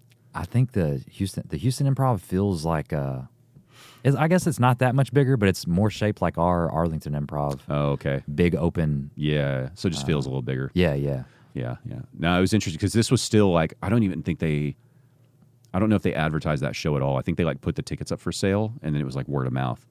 Because even when he was walking to the stage, there was like people walking with him up to the stage just in case somebody, I guess, decided to throw like a stray punch or something. Oh, yeah. Because it was still like there were people, like I'd posted the ticket after we went because I was like, I mean, this might be one of the coolest shows I'll see in comedy, at my local club, somebody this big. And even on that, people were just like, disgusting and blah, like, talking shit on me. And it's like, I don't care.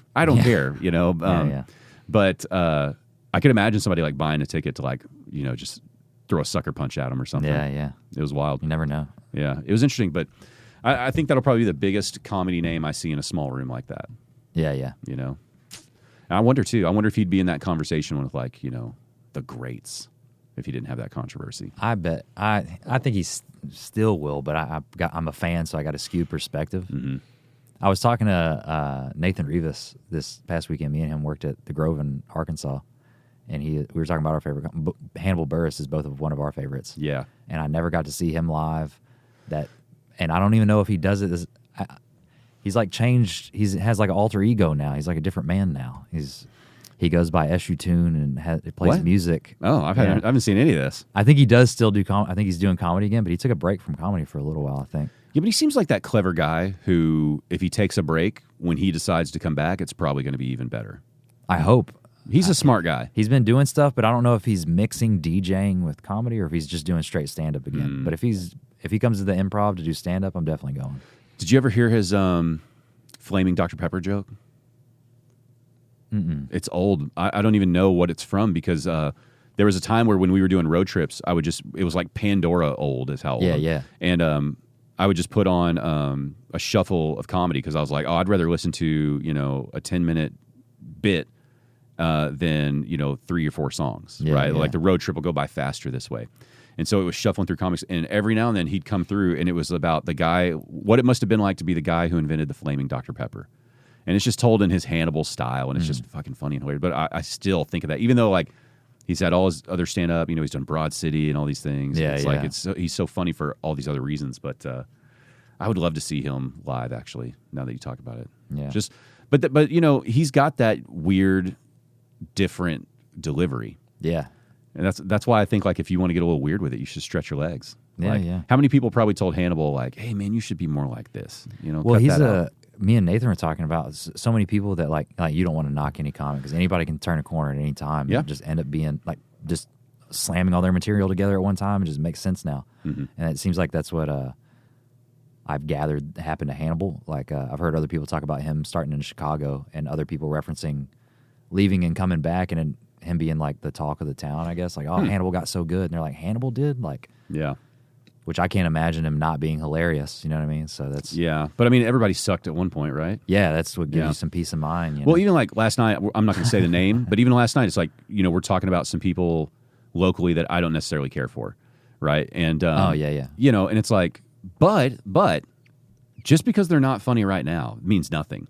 Right. It's like I want to be proved wrong on anybody I don't like. I would love nothing more than for this person who I don't care for to see them having like a great set all of a sudden, be like, where the hell did that come from? That would be awesome, because especially as somebody like I've never done stand up, so I'm not going to talk shit. Like I'm not going to be like, oh, they suck.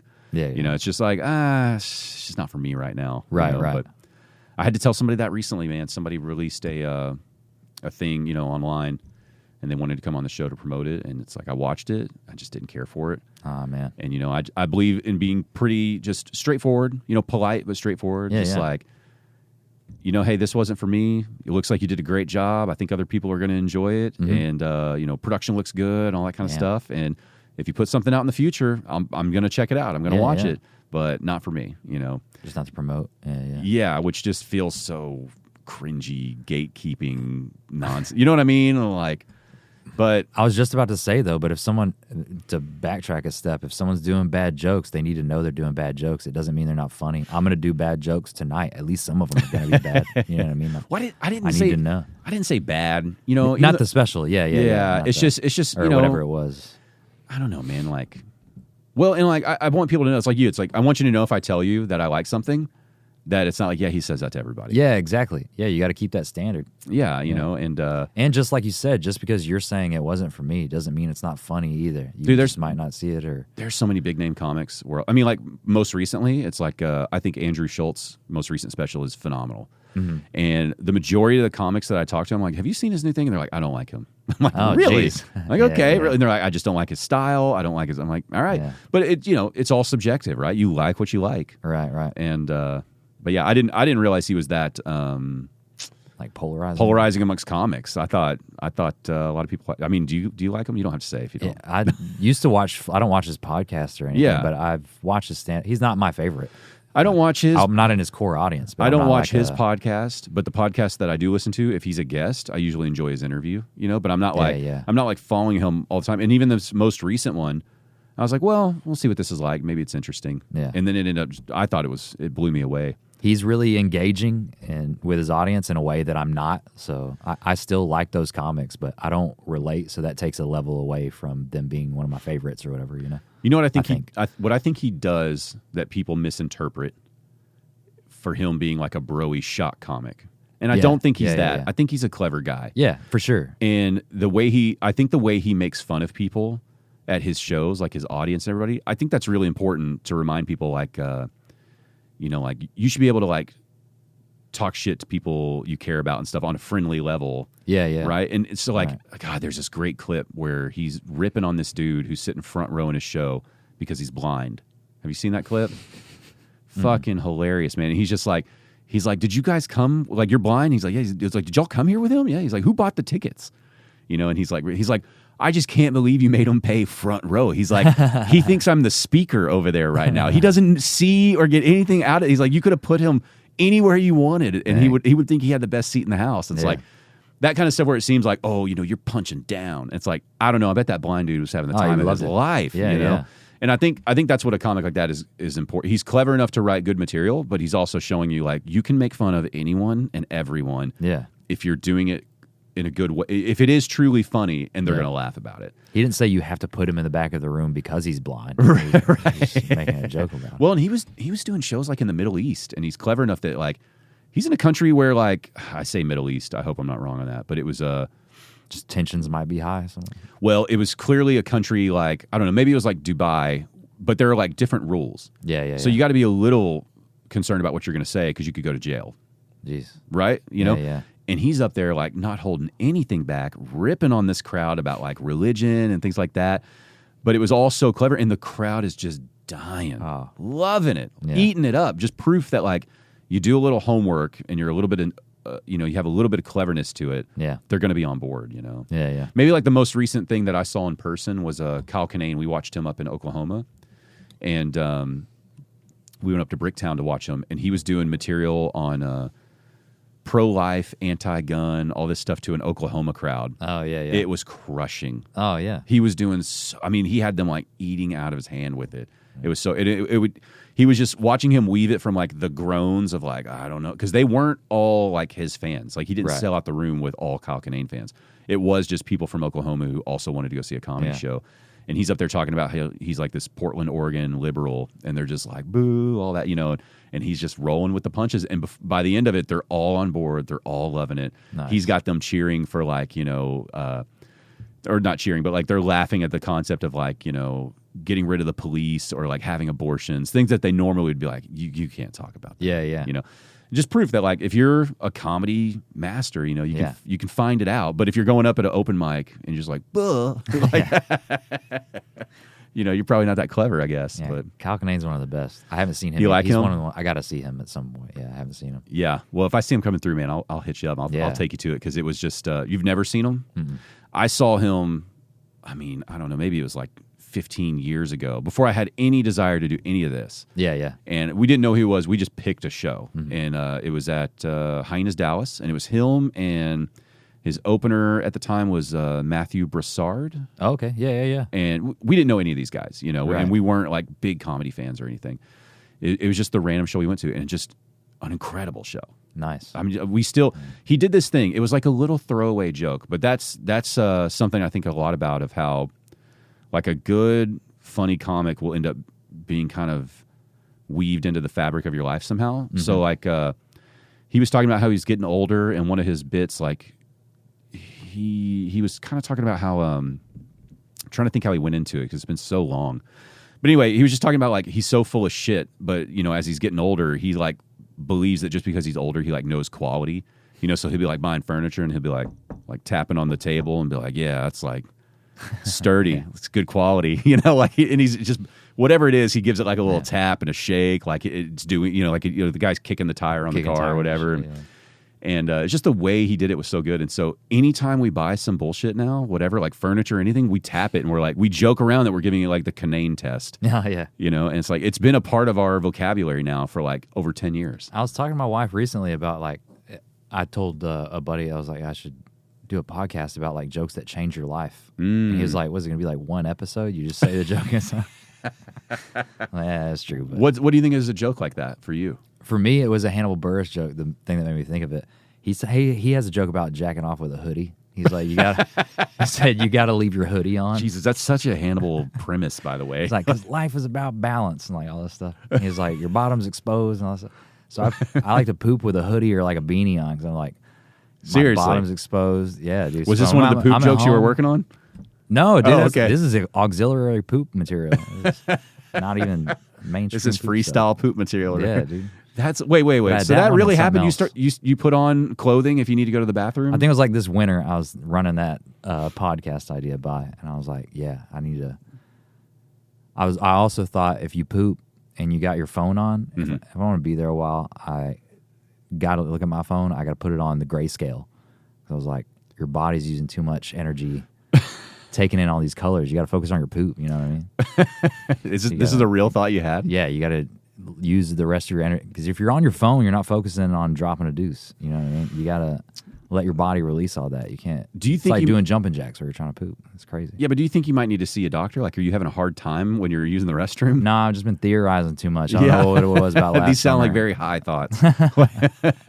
Most of them very, very low thoughts. yeah. But all right. So Hannibal Buress was one of the bits that you feel like changed your life, huh? Yeah. What about anything else? Because you're talking about making a whole show about this. Nah, I was just like two, and then I thought of this. I can't remember her name. I've been trying to remember her name. This comic from like the Comedy Central Presents that used to come on all the time. Yes. I absorbed a ton of those, and I forget her name. Those but are like the 20, 30-minute ones you're talking about, right? yeah. Mm-hmm. She had a joke. This female comic had a joke about just eating grapes as a palate cleanser. It's like not a real food. It's just what you eat in between food.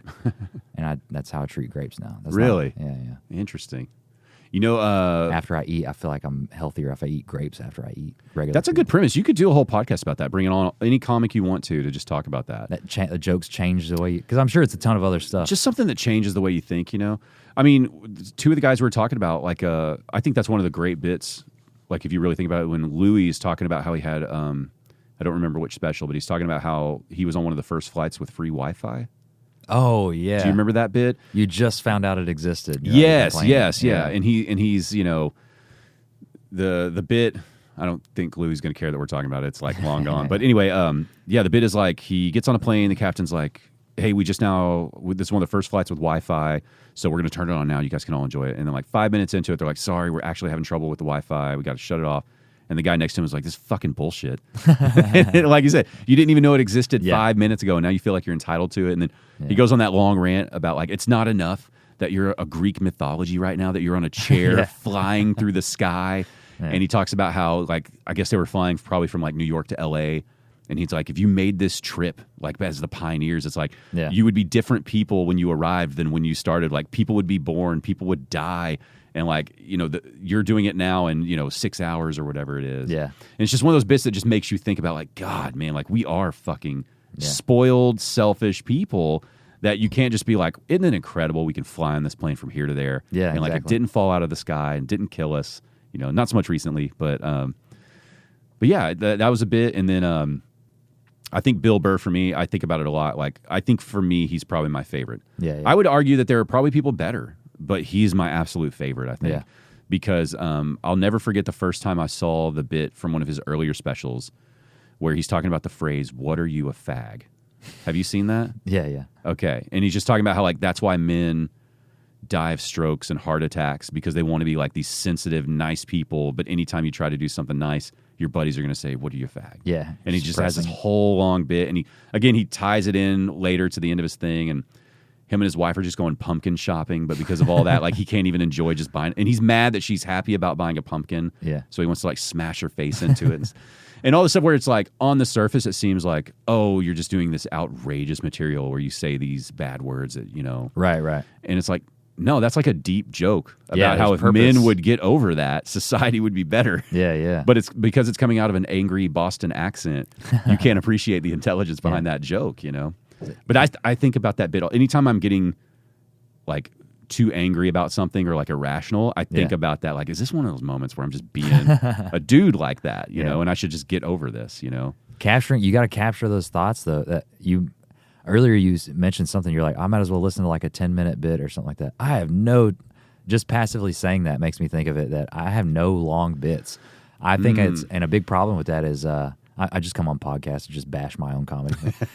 It's this is the process. This is how we work it out. Okay. I'm still building the confidence to go further. Right now, if I hit the punchline, I'm getting out of that joke. You know what I mean? Like, okay. all my jokes are about a minute long. Got about 20-minute long jokes that I like. You know what I mean? So maybe that's your new goal is like, yeah, not necessarily storytelling, but get into it a little bit. yeah. Like, stop Can I being go? scared. Can I go 3.5, 4 minutes on one thing? Yeah. Stretch something out.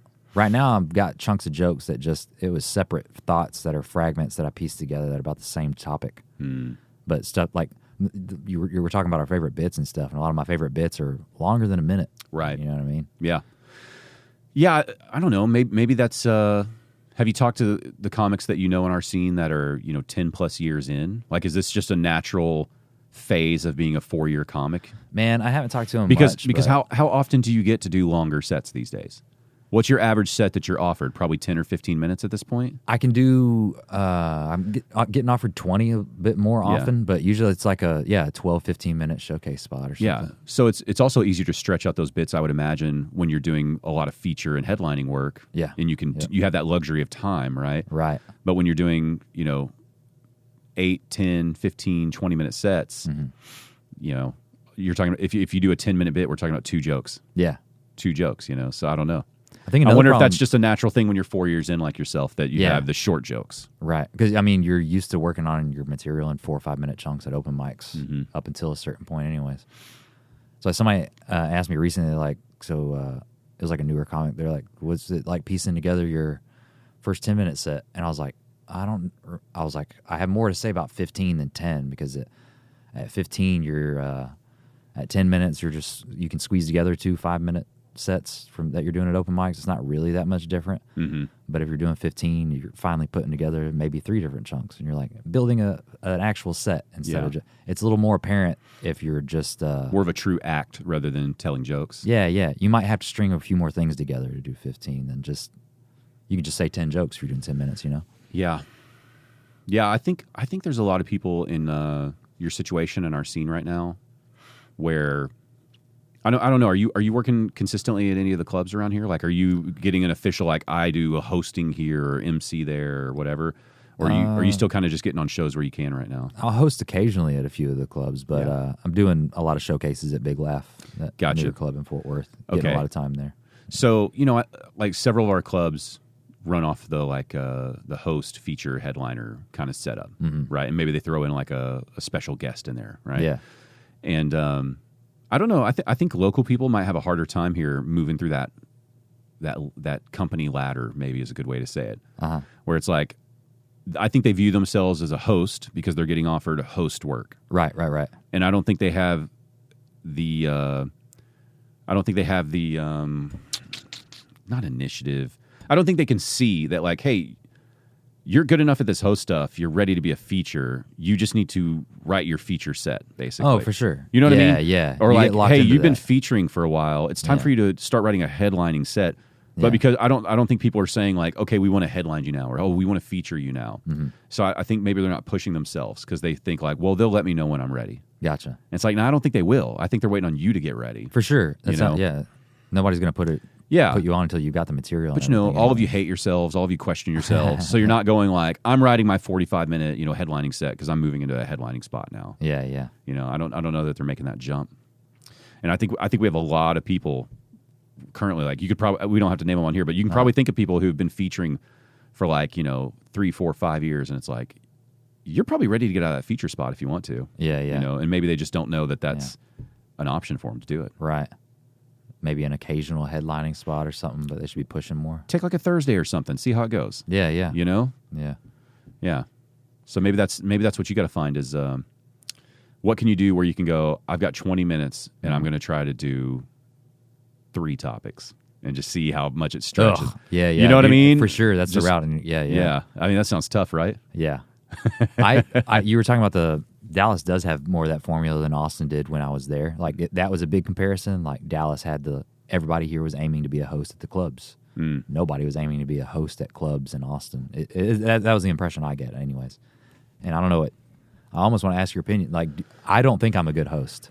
I don't think I'm a terrible host. I don't think I'm a bad host. I don't think it matters that much. Well, what do you think makes a good host? Because everybody's Being that wacky asshole I was talking about earlier, I think I got to be a little bit. I don't think I have welcoming energy. Do you think? I don't think do that's you think that makes a good up top. host though? Because you've been here in Dallas, where that's what hosting kind of seems like in Dallas, Maybe, right? Like maybe. But you do want somebody be that high can be- energy. yeah. Tell them about the specials. Tell them about the email list. Right. But is that the most important thing of being a good, like from the club perspective? Again, like we need to make some money. Yeah. Which is kind of what we talked about. It's a town where it does feel like the clubs are about making money. And look, they got to keep the lights on. I get it. You know, Yeah. because they're making money, we have stages for comics to go on. So it is symbiotic and it's fine. Exactly. Yeah. But does the host have to be that way? No, he doesn't. And even the ones that I can't know you that are hit- good aren't like that. Can't you know what I hit mean? all the announcements and things without being like, whoa, welcome. Oh, Yeah.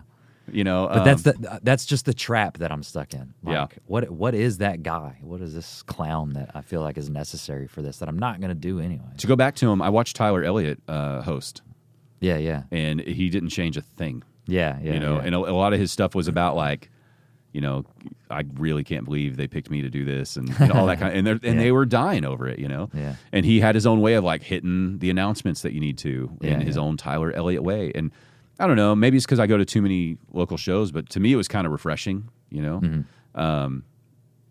I don't know. Even that wacky host thing, like even an audience member who's never been to a comedy show, I think they know that that's wacky, cheesy energy. Yeah. I don't think anyone's like, I don't think that sold anyone on the show, I guess. Right. It all feels desperate. Fake good time type thing. Yeah. Like, have you ever been in a scenario where you were thankful that that's how they like got everybody amped up? Yeah. I think I'm trying to think of who's a great host. I don't like him because he still hasn't come on the show yet, and we've already talked about it multiple times, Jimmy. But Jimmy Nelson's a great host. Yeah. And he doesn't have cheeseball energy up there. He's got fun energy. Yeah.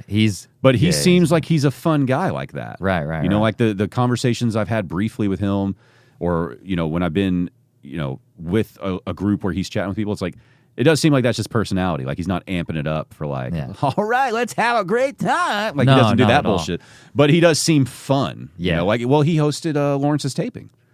Oh, yeah. And he's like great guy for the job. It's like he hit the talking points we wanted to, which was like, crush that. we're trying to record this, he probably said something about like heckling or whatever. Like, let's give him a good, opportunity or whatever. Yeah. And it's like having somebody guiding it that way. I don't think you need any of that cheesy. I think you just be true to yourself, and it'll work out pretty okay. Yeah. Yeah. You should do more dry hosting and just see, Yeah. see. Yeah. Again, maybe that's your part of getting goofy is like you're going to break that little mold of how it's supposed to be done like that. I should. I was going up top a lot for these weekday showcases at Big Laugh. I was going up for, so you were not really hosting. We do it like shotgun style, just passing it on to the next comic. And but I would still go up top. But a few of them, it was when the club was getting started and stuff, so the audience was pretty scarce. You know what I mean? Yeah. And we were doing these crowd work shows, and there were very few audience members, but still had regulars. Okay. So a lot of Wednesdays, it was just me talking to Carla. That was it. And I was like, oh, you want to do this again? That's amazing to me. Are you still in finance, Carla? Yeah. Are you still from where you're from? Yeah. I haven't made it out to Big Laughs yet, and it's on the list because I love the idea like of. Oh yeah, super fun vibe now. They just opened a new restaurant in there and everything. Well, what's the setup like? It's like a shotgun style place. Right when you walk in, the bar is right there to the left, and they got a little podcast studio to the right. That they're building out and everything. They've used it a few times and stuff. Yeah, I think I watched a clip with I don't know if it's the owner, but he was interviewing like Liz Mooney when she had a show coming up or something. You know, putting like a little 5-minute interview out for it. Yeah, he did a few of those in there. Yeah, with Chris Gardner and stuff. And then you walk straight back, and there's a rest. It's like 3 pieces, like bar right when you walk in with the podcast studio, restaurants right there, and you keep walking through, and it's the showroom in the back. Oh, so you walk straight through. So they're doing kind of like TKs where they're hopefully going to have some income from the restaurant and the bar to float the comedy club if you ever have a light week or something, huh? Yeah, I think it was clever. Something about his kitchen or whatever. That guy was looking to open up a new space, and it was a burger place that had a lot of pop in Austin, and he's opened stuff in Denver now too, I think. That's cool. Well, what's the actual comedy club like? Like how many seats is it? Seats, I don't know how many seats, but downstairs is a big small room. If that makes sense. There's 2 rooms? Yeah. Oh, okay. So it's that shotgun style like that, but then you walk once you get to the back where the showroom is, you can also walk up the stairs, and the big room is upstairs. Okay. Yeah. Yeah. How long have they been open now? It's been about a year, I think. Yeah, I was gonna say it's got to be just over a year, right? Yeah. Yeah. I'm all for like healthy competition. You know. Yeah. Same. I like the idea of having another club over in Fort Worth that you know it's like Hyenas is doing fine over there. No hate on Hyenas Fort Worth or anything, but it is nice to have like little competition, right? Right. For sure. A little bit makes it better. Fort Worth has the population that it needs more than one club down there too. Yeah. Absolutely. What it needs is a good. It needs its own like backdoor comedy club over there. Yeah, because oh, that would be great. For all those Fort areas Worth. like in the stockyards and stuff where you have all those old school bars that are kind of that style where it's like a cool small room. It's like having a legit comedy club down there that's only holds 60, 70 people would be really awesome. Yep, I think that'd be great. And something like what literally how Linda's running it out in Richardson I think would work really well in Fort Worth. Absolutely, man. Yeah. The Fort Worth's got a vibe. I don't know. Like I always hate bragging on Fort Worth because you kind of don't want a lot of people to like move there either. You know what I mean? Like you want it to stay kind of cool because there's a ton there. Well, we live here in Dallas, and Dallas is exploding, and there's good things about it, but overall, it's like it kind of sucks. We got all these people here now. Yeah, the traffic is just a killer, man.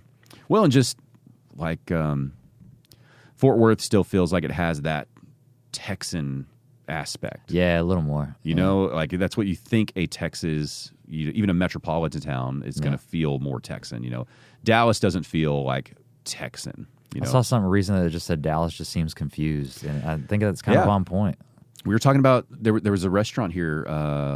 There's a restaurant here called the Meddlesome Moth that's been open for like 15 years or something, and it's closed or it's closing, and then they're going to try to put something else in its place to basically like they want to get more rent per square foot. Probably this is allegedly what I've heard through like just people I know. Right. I know for a fact it's closing or it is closed already, and they're going to try to put something else there. And the assumption that I keep hearing is the people who have the lease just want to make more money on the lease. But to me, it's crazy. It's like if you had a tenant that was paying 15 years on time every time, don't you just keep that gravy train rolling? Right. Right. But we were thinking about it's like, Dallas is one of those towns. I don't know how many restaurants that like, do we have a restaurant where it's like they're a staple of the city? Like when you go there, they've been there for 50 years or something. I think we have the most. When I was in college, I took an entrepreneurship class, and they were like, we had to do a thing where she was like, you can't, we had to do a fake business. She was like, you can't do a restaurant. And she was like, because Texas has whatever. And she said, I think she said Dallas had the most per capita. Yeah. Like restaurants per capita. The only place I can think of here in my town, like I live in East Dallas, and off Mockingbird over by Hyenas, there's Campese's. And that's been there since like the 60s, I think. It's like a classic looking place. Yeah, yeah. And it's just an Italian pizza pasta place. It's been there forever. It's still good. Like, it's never the best. It's certainly not the worst. It's always a good, solid choice, you know? And, but I can't think of many restaurants like that where people are like, oh, yeah, you got to go check out Campese's, you know? And it seems like people want to change stuff every 5 years here. Yeah. And so, yeah, maybe you're right. Maybe they are just all confused. Maybe it's all everybody moving in, like, even from outside of Dallas, not necessarily outside of Texas. You know, like, I grew up in a small town. We moved to Dallas. Yeah. And it's like maybe we're the ones not allowing history to kind of be made here, you know? But it needs something like that. Like, there's, like, can you think of a Dallas culture? No, exactly. Yeah. I went to Austin with like Paulos, and him and another Austin comic down there was like, yeah, Dallas has no culture, no soul or anything. Like, it does feel very corporate more than any other towns. You know what I mean? If you're not about money here, nobody really has anything to do with you. Yeah. Yeah, that's interesting. Especially as like it seems okay to be shitty for the sake of $1 here. That's... I would agree with that happens. And I say all that as a Dallas resident, and I like living in Dallas. Yeah, I'm really happy living in Dallas. I don't want to move. I see that as room for improvement. Right. Yeah, because I mean, like, even an area like Deep Ellum, right? Yeah. Deep Ellum has everything it needs to be a really incredible area, and it always feels like it's just not fully hitting its potential. Right. Or it's like, if we do get it rolling pretty good, then it feels like, well, is it dangerous? Are people getting shot and stabbed? You know, and then you wonder, like, is it really that bad, or is this just everyone's perception of it being that bad? But then you'll see another news story where it's like, people got in a fight and somebody got shot, and you're like, well, that seems like it might be that bad. But then every time I've gone down there, I've never really had an issue. Yeah, so, I don't, but I don't know. You know, yeah, but it does feel like even Deep Ellum, it's like, okay, well, what's like the soul of Deep Ellum? If you had to describe Deep Ellum to people, it is kind of grungy, I think. You know, and it's like, you can't really say, like, I mean, right now Dallas Comedy Club is doing a great job, but it's only, when they took it over from Dallas Comedy House, that was what, 2021, 2022? It was during COVID, right? Yeah. And so they've been on a less than 5-year run. Right. So you can't say, like, it's a staple, like it's been there forever. There's brand nothing new down there still. really. You know, there used to be some music venues like that. A bunch of those closed down. Yeah, the ones I hung out, the Door doesn't exist. Door's gone. Anymore. Yeah, the Door would have been like the Door in the Gypsy Tea Room when the Door took it over. That felt like one of the staples of Deep Ellum. When that closed, it was like, wow, really? They're gone, huh? I didn't even realize how much of a staple it was until, like, I saw people reminiscing about it on, like, Facebook and stuff. Yeah, well, because it was just it was just there. I did love that place. Yeah, it was like, and that couldn't get enough support to keep. You know, we still have, like, I would miss it. We still have Trees down there, and they're still kind of the same club. I guess they've always been. Nothing horrible, but I think since they do more metal acts and hard rock acts, and that's not like a big popular trend right now. Yeah, they're probably struggling a little bit too. But I don't know. There's another venue down there, Club Dada. I was there recently. I saw my friend's band, Primo Danger, out there. Oh, okay. Yeah. That's your friend's band? Yeah. Yeah, I was listening to their stuff for the show. Oh, cool. Yeah, nice. Anyway, okay, maybe you'll have to hook it up later. Yeah, my buddy, I used to play football with their bass player. Really? Yeah. In that same small town? No. Oh, okay. We played after we graduated. It was like flag football stuff out in Rockwall. Oh, okay. We had a good team. That was very fun. All right. Yeah, well, what'd you think of Club Dada? It was cool. It was my first time there, I think. I don't think I'd been there before. But I think it was a tight little place. They were running shows. It was like a festival thing, so they're doing shows, a bunch of different bands inside and outdoors on their Did they have stage the last time I went there? They were still working on the outdoors. It wasn't opened yet. Yeah, it was there. Okay, that's cool. Yeah, then. cool. Yeah. So I think you know what I think Deep Ellum needs that Fort Worth does well is I think they just need to figure out their fucking parking situation down there. I think they just need a big garage like Fort Worth has, and that would solve a lot of problems. I can't even see that happening though. There's a lot of space to go up in Deep Ellum. Yeah. Most of those buildings are single-story buildings. Right. You know, I don't know if the hardcore Deep Ellum people would allow for that. They just squeeze pay for parking in every little sucks. Where you shouldn't. It's not even a place you should be able to park, and they're making you pay for it. Yeah, and like one of them is like a rock lot down there by DCC, and it's like there's barely any lighting. There's no like security presence. You'll or anything. get stuck in a pothole if you drive through. Yeah, I mean literally, if you show up and park, and then it rains while you're in there, you might have a hard time getting out. Yeah, and I'm supposed to pay $15 for that. Yeah. Like that's nuts. I think they got to put just a huge like 10-story garage over, 4, 5, 6 of the buildings down there on like Main Street or something. It is a huge problem. They got all those people down there with like they're just finding these freaking reflective vests trying to charge people for money. Dude, when I was 16 or 17, drove down to Deep Ellum to the door. We were going to watch a concert. So I parked in that parking lot right by the 7-Eleven off like Good Latimer and Elm. There's a park on pulled in, and some dude in a vest like that comes up, knocks on the window. He probably even had a little flag. Maybe I'm just saying that to make myself feel better now. I'm remembering details that weren't there.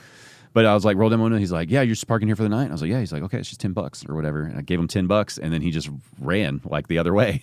And I was like, what? And I'm so young and naive. I'm like, yeah, but do I need like a ticket? Like, do I have something? I still don't understand it. Yeah. And my girlfriend at the time was like, yeah, they hustled you. And I was like, but then I'm so young and stupid. I'm like, well, we better call 911. You're on the line with customer service, right? No, I'm on the line with the police. And they're like, I'm like, this guy just stole money. And they like explain the situation. They're like, sir, that's it's called a swindle. Like it's not theft. Like you gave it to him. Yeah. So I was like, well, I'll go chase him down. And they're like, please don't chase anyone down. Like just pay for your parking and learn your lesson, basically. Dang. But yeah, that's been going on down there forever. And so maybe that's the part that people feel like is giving you that thought of like, it's not safe, because you do wonder, like, am I going to get hustled by the parking people? Maybe but it seems like it's thriving right now. You go down there, it's packed. Yeah, packed. Still, if I'm leaving DCC, it's still hard to navigate out of there. Yeah. Did you ever do any comedy at the Twilight Lounge down there in Deep Ellum? Not in Deep Ellum. Okay, just the Fort Worth one. Yeah. I saw that like Paul Varghese was headlining there a couple times. Yeah, I don't know if he was putting those shows together or if he was just performing at them a lot, but. But yeah, he was doing some stuff down there, and I was just curious. Like, no, I've never been to that one. The standalone one in Fort Worth is pretty awesome, though. I do miss that place. Did it turn into anything, or is it just nothing? I don't think so. Yeah, it's still closed, it looks still closed. It makes you wonder what's happening then. Like, why would you, like, when I would go there, it seemed like they had business. I wonder why it closed down. Maybe they're going to like tear it all down, build new apartments there. Maybe some developer. It's kind of like a sea of apartments right there now. That probably makes sense. That's probably what's going to happen. That'd be really unfortunate, though, because Yeah, but again, that's why I was saying I really hope people don't mess with Fort Worth, because that's what they let happen here in Dallas. Yeah. Is everything is those 3-story condos where you put 6 of them on one lot. Yeah. And then everything's massive apartment complexes that all just look the same, just cookie cutter nonsense, And then you do the same, like, the same. We're starting to do those like strip malls of similar stores in every little area of Dallas. Yeah. And it's like, well, I lived in Dallas because I didn't want to have that nonsense that they have like in Frisco and these suburbs where they just build the same strip mall everywhere, And so I hope they don't do that out in Fort Worth. I don't know. Yeah. But, you talked about like you're probably going to be a Dallas resident here soon, so. Oh, yeah, I'm coming back. Yeah, you're going to have a hand in this, man. Yeah. Well, I don't want to say that. Well, that Fair Park area, right? Yeah. That to me is like a good example of untapped Dallas potential, where if you do it right, do you know where like the entrance is to the fair? Yeah. Okay. Yeah. And all those little businesses down there, I think it's called like Exposition Park or something. Mm-hmm. But that's another great example of like, that could be like a really cool kind of just like don't commercialize it, but get some cool businesses down there. Yeah. And it could be really, let me ask your opinion of this, because I think about if I did have the opportunity to open a comedy club, can you be too close to another club? Like, as much as that April Fool's thing was a joke about opening a club next to DCC, part of me also wonders, like, well, would that be like the worst thing, to be right next door to another comedy club? I don't think so. I think if you worked together. I don't think that'll happen either, though. No, I don't mean like you work together in terms of like your money and stuff, but just like you see, how many times do you see like a Taco Bell next to a Taco Bueno? Right. Does it really hurt the business? Like, I don't know. Or does it make it like that now everyone that comes to my club sees that your club is there and vice versa? Maybe it helps the business. I could think of it as like I don't know.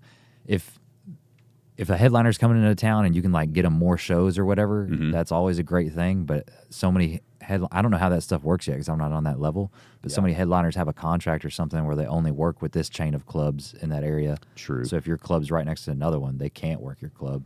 So it's not like there's no benefit for them. But if you can get like, we got Big J and then we got Louis J. Gomez or whoever they. Yeah, but I view it as maybe I'm just overly optimistic. But what if we have a great headliner How fun would it be if they pop in real quick on one of your shows to do a quick 5 minutes? That would be awesome. You That's know, why we need more local showcases. And switch it around, you know? Yeah. Where, like, how fun would it be if the headliner at Hyenas or Improv or whatever, you know, went over to Backdoor real quick and dropped in on a Thursday before their weekend set? Yeah. I think everybody wins with that, right? Have more reason for more people to be in town. Yeah. And, you know, it's like, it's crazy. It's like right after I shot that little video, I was looking at that building. I was like, it really kind of would make a cool comedy club, though. Yeah. And it would be fun. Like, I don't know. I'm probably romanticizing it. They would probably absolutely hate if you opened up a club there. Oh, for sure. But I don't know. Maybe if I put a garage on top of it, they'd be thankful. But we do need more local showcases, like weekday showcases and stuff. Mm-hmm. When you say showcase, what style? Like, do you mean like 5, 6, 7 minutes each? That kind of showcase? Like stuff that we did at Petticolas last night. Like, it probably won't be as packed as it is on a weekend or whatever, but you could still have good weekday shows. And that's what I think we've had comics come up from Houston and stuff, come up to Dallas. Last time I was in Terrell with somebody, he was like, yeah, I got a ton of clubs here, but where's the indie scene? I was like, there's not as much of that going on here. I don't know if it's because the clubs override it or... You know, I was talking to Peyton Payne about that, you know, because she I think is doing a showcase, some kind of showcase thing at DCC. And I was asking her, I was like, well, what do you think it takes to have like Monday and Tuesdays where there's comedy shows that people are interested in? And she's like, in her opinion, it just wouldn't happen. Yeah. But it's like, but we have like 7 million people here. Yeah. You know, you don't think that could, I think that could work. I think it would work better at like not a comedy club for weekday shows. Right. A comedy club almost seems like more official, maybe. Like but if you're going to a brewery on a Tuesday for a comedy show, that seems more relaxed. Yeah. Maybe more. It's like those little nuances about what made that show good Saturday or last night. Yeah. You got to find those things. We got some of those, and some of them work well. Cowabunga's doing awesome with the one. Yeah, that they got they're probably crushing it harder than anyone right now in terms of indie scene. Yeah, especially like they're carrying the whole weight. Yeah, they're filling a massive void, and they just had some big out of towner names on their last showcase, right? Yeah. And so they're starting to develop that trust within that community. I think in Plano, getting some reputation. Yeah, I think the people of downtown Plano are now feeling like, oh, we have a comedy thing here, you know, and it's because of Cowabunga. Like there was one in Austin called the Buzz Mill. It's a free show. It's not the best setup, but it's full and it's an awesome show every week. Or every time I've been, I can't say every week, but every time I've been, just to check it out. Even it was a really cool show, and they get decent names to do this mostly outdoor kind of piece together venue. You know what I mean? Yeah, but it's a cool vibe, fun hang. People are out at picnic tables, spread out, kind of weird. But I've never seen anybody being a dick, like interrupting the show, even or nothing like that. Did you ever?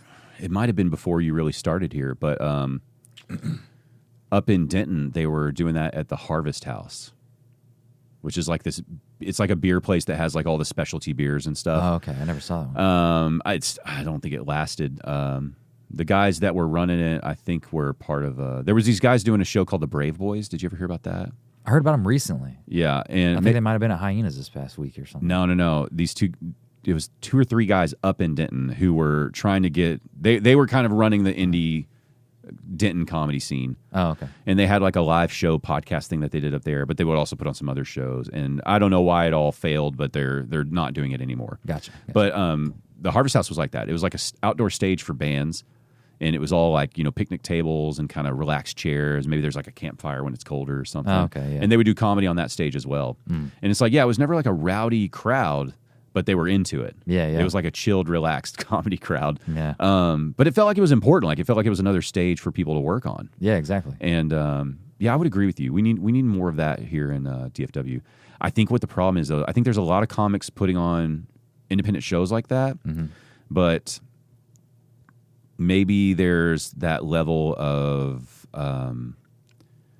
you were talking earlier about like the coolness of like doing it because it's the fun, cool way to do it of like comedy, not like how to make a buck, but like how to make a good, entertaining thing. Yeah.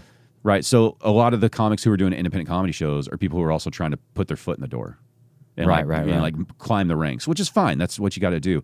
But I don't know that you're ever going to make a great show when you're thinking about like, okay, if I can make my show better, then maybe I'll get more time at other places, and you know, this how I'll get my name out to other comics. Like you're not thinking about the show, right? You're thinking about your career. And then you can't have a lineup like last night because you're doing a favor for a comic that's not good. You got or whatever, whether you know it or not, it might just be somebody that's in town, but You're not curating that thing the same way. You got exactly. I've been.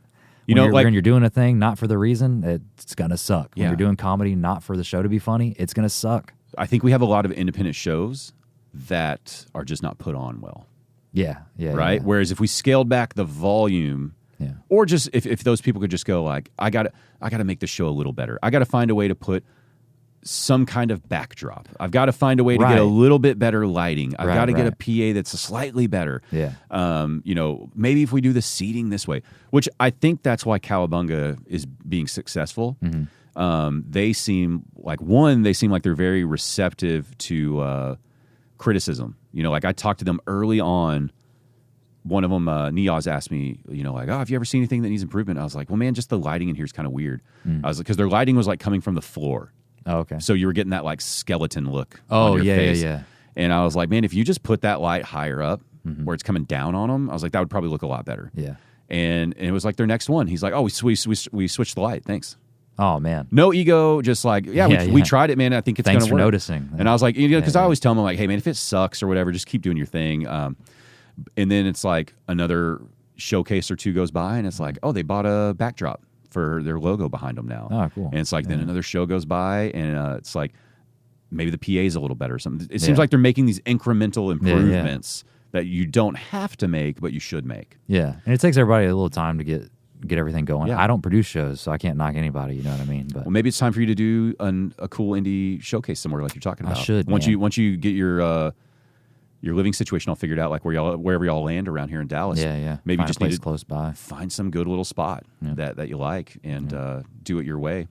Well, because your buddy Jacob Marshall, he's running shows, right? Yeah, he does a great job. So you got because he was kind of facilitating that last night with Next Stop, right? Right. Yeah, he was kind of like the liaison between them and the comics. I'm and not everybody. sure he knows how he got in touch with them, but Well, that's it's cool. just one of those things that worked out. Through somebody passed his name along. So at least you got somebody there who can kind of throw some advice your way. Yeah, for sure. Yeah, Because talking about holding the standard, like I do remember hearing, like Vinny talk about the comics that were performing. Vinny Corrales talking about the comics that would perform at the Cowabunga shows. Yeah. And he was not doing. Well, I don't know. I don't want to say what he is or isn't doing. It seemed like he was not doing the "you're my friend, I'm going to put you on the show." Yeah. Because I had heard him make comments about like, we know this person's funny, like this is a funny person, but the last time they were here, maybe they struggled with this crowd. Oh, gotcha. So like they were even taking notice of like, no, you're good, but the last time you were here, might want to tighten that up if we put you back on it. Like kind of put them on notice of like, this is not a friend thing. We're trying to have a good comedy show. Yeah. And if you can't do well here, then maybe this isn't a good fit for you. Yeah. And I'm kind of putting a lot of words into his mouth, so that's not exactly how he phrased it, of course. But that was kind of my interpretation of like, oh, okay, so they're like holding a standard, and that seems to be very important. Yeah, he's had I've loved his lineups that he puts on out there. It's one of the few where if I have to drive, I don't even think about it. You know, because it's not that far of a drive. I mean, it's still like a 20-minute drive for me, maybe, which is not far for like a Texan. But it's still a commitment. It's like I got a wife, a kid. I got to like plan and do this. And you feel like it's going to be worth it, though. I've never felt like it's not worth it. Yep. Anytime I've gotten to go out there, I've had a good time. So sprinkle in a couple more of those all around DFW. You know, I think that'll work out. If you do a showcase, how do you think you want to run it? I've had an idea for a competition thing that I don't want to get don't give it away involved in it or whatever, but I've been making it more of a thing. I've been thinking about it for like over a year, and I don't like competitions. That's kind of held me back. But I've talked to a few people that seem to think it's a good enough idea, and I think I can make it. The thing with competitions is you want to make sure the comics' ego isn't getting involved too much. You know what I mean? Because competitions are usually bullshit. If there's like the winner of the competition doesn't mean you're the best comic or anything. Like it's Comedy Arena, the thing I just did at Comedy Arena, they did a very good job articulating that too. They're like, we just want a good show. Like, let's keep that in mind. Right. That's my idea with competitions. Like, but I think it'd be a loose thing enough where everybody involved can still have fun no matter who wins. If you do a competition, how many comics do you want signing up? I think keeping it around a 10 or 12 maybe. Okay. Yeah. And you do it all in one night, or no? It would be like an event-based thing, like an accumulative thing. Separate shows that accumulate to a finals. Gotcha. Yeah, it's tough. But I also man. want to do just a regular showcase too, Yeah. without executing that. So I might try to do something regular first. If you do a regular showcase, what kind of setup do you like? Like how many comics? How much time? 4 comics usually, but I might try. I like the idea of giving comics where like me, Jacob, and comics with a few years that maybe don't get those borderline features. You know what I mean? Mm-hmm. Where we're not ready to headline yet, but I want to watch Danny do 30 minutes. You know what I mean? Yeah. Like, be like, hey man, you got up to 40. Try to just go go do your half hour, and if you got more in the tank, that's cool too. But you don't want to beat the audience up for more than like 90 minutes at the most, especially on a lot of those shows. So like 4 comics would be good. I've been to a couple shows over that, and it starts dragging. It's like, get me out of here. I've been to some that, man, this is another pet peeve. Like, so many comics when you start, you're very in your head, so everybody's trying to give you grace too. And I think the audience can pick up on that too, that they know you're not trying to rip them off. And like, just nobody thinks you're trying to put on a shit show for a group of people. Yeah. But you also don't want to abuse that patience that they give you. Mm-hmm. But a lot of times shows start a little late because you're either waiting on comics or audience members that bought tickets or whatever the case is. Yeah. But if you start like Next Stop's thing, I think you can't start more than 10 minutes late. Good. Which Good. That's about every show starts 5 minutes late. But if you're starting 15 minutes late, people are starting to be like, "What the fuck's going on here?" Yeah, know what I mean, look, I've been to enough now when they're running late. That's my first thought is like, oh, I guess they're trying to get some people in here. I almost left a show that was in Deep Ellum because nobody was saying anything. And it was like, I'm not going to just sit here hoping a show starts. Like, yeah. That was a while back, but I've been to shows where they start 10 minutes late or whatever, and you don't like. I'm down to cut my time. Like if I was doing 15, I'd rather do 10 than beat up this audience. Like let's start. I don't know. Just you reach shows that don't matter that much, anyways. Let's curate it. Yeah. Well, I mean, even if I watched one of these, like if when I was at that theater show, if Tom Segura was going for 2 hours, I'd be like, Tom, like fucking. Oh yeah. Stop. Let's get out. It's like even with a great person, I'm over it, man. Leave me wanting more, please. Yes, exactly. You know? And it's like get off on a punchline. Like nobody cares about your punchlines anymore. They're just waiting to go home. Nobody wants to feel like they're at the end of church service. I don't know if it's like a controversial opinion or not, but that's one of the things I disagree with about calling like Dave Chappelle one of the greatest. I think he is one of the greatest. Okay, to clarify, but that whole idea of like he can go up there and like, maybe he pops in on a club and spends like an hour and a half on stage just working on stuff. And it's like, I would hate being at that show. Yeah. I mean, I would be thrilled for about 30 minutes that I was watching Dave Chappelle. That'd be really cool. But I'd be like, oh, fuck, it's one of these? Right. Oh, man. It's like, and I love comedy, but I don't want to do that. Yeah. And you're not going into it knowing it's that, I'm sure. You know what I mean? How many of those people just got trapped into being at a place for 4 hours, Right, yeah. Somebody told me they went here locally to a show with a big name, and that's how they opened it up. They're like, hey, like I'm working on some stuff, so this probably isn't going to be that good. Oh, perfect. Yeah, it's like, oh, well, great. They like bought tickets. It's like Friday night. What the fuck is that? That sucks. I thought Nate Bargatze for one of his tour posters literally said like works on stuff or something like that. Yeah. Fahim Anwar, he posts clips like every week that says just like Fahim works on stuff. If you sold it as that, I got no problem. That pumps you up. I got no problem. I would be very excited to watch that if going into it I knew this is what we were going to be doing. Yeah. Right? Because like I can go sit at an open mic for 3 hours and it doesn't piss me off because I know that's what's happening, right? Yeah. But if I had paid, money and a service charge and a 2-drink minimum and paid for parking, and you're like, I'm just here to work on some shit, I'd be like, fuck me. Of all the things we could have done tonight, But again, it's like kind of that respecting the audience. Now, Dave Chappelle's on such a high level that 99% of the audience is still going to be fine with it. I guess. They're not going to leave hour 4 because they don't want to waste Dave Chappelle money. I bought these tickets. I'm not. That might be the first time I like actually fall asleep. If I had to sit in a comedy club for 3 hours, with one act, or however. Who long knows he's how doing. true that is too? That might just be like people adding to the lore. Yeah, I'm sure it's happened occasionally that comics go on for hours, but. Yeah, but there's got to be a couple eccentric ones out there who just feel like they can do that. Yeah. But I don't know. It's all interesting. I guess until I actually sit through it, I don't know how I'm going to react. Yeah. That'd be funny like a couple years from now I'll run into you and I'm like, it was so incredible. It was the best comedy I've ever seen. He is the greatest. Yeah. You never know. Yeah. Anyway, let me get you out of here. I know you got to get heading soon, but anything you want to plug? This will be out this week.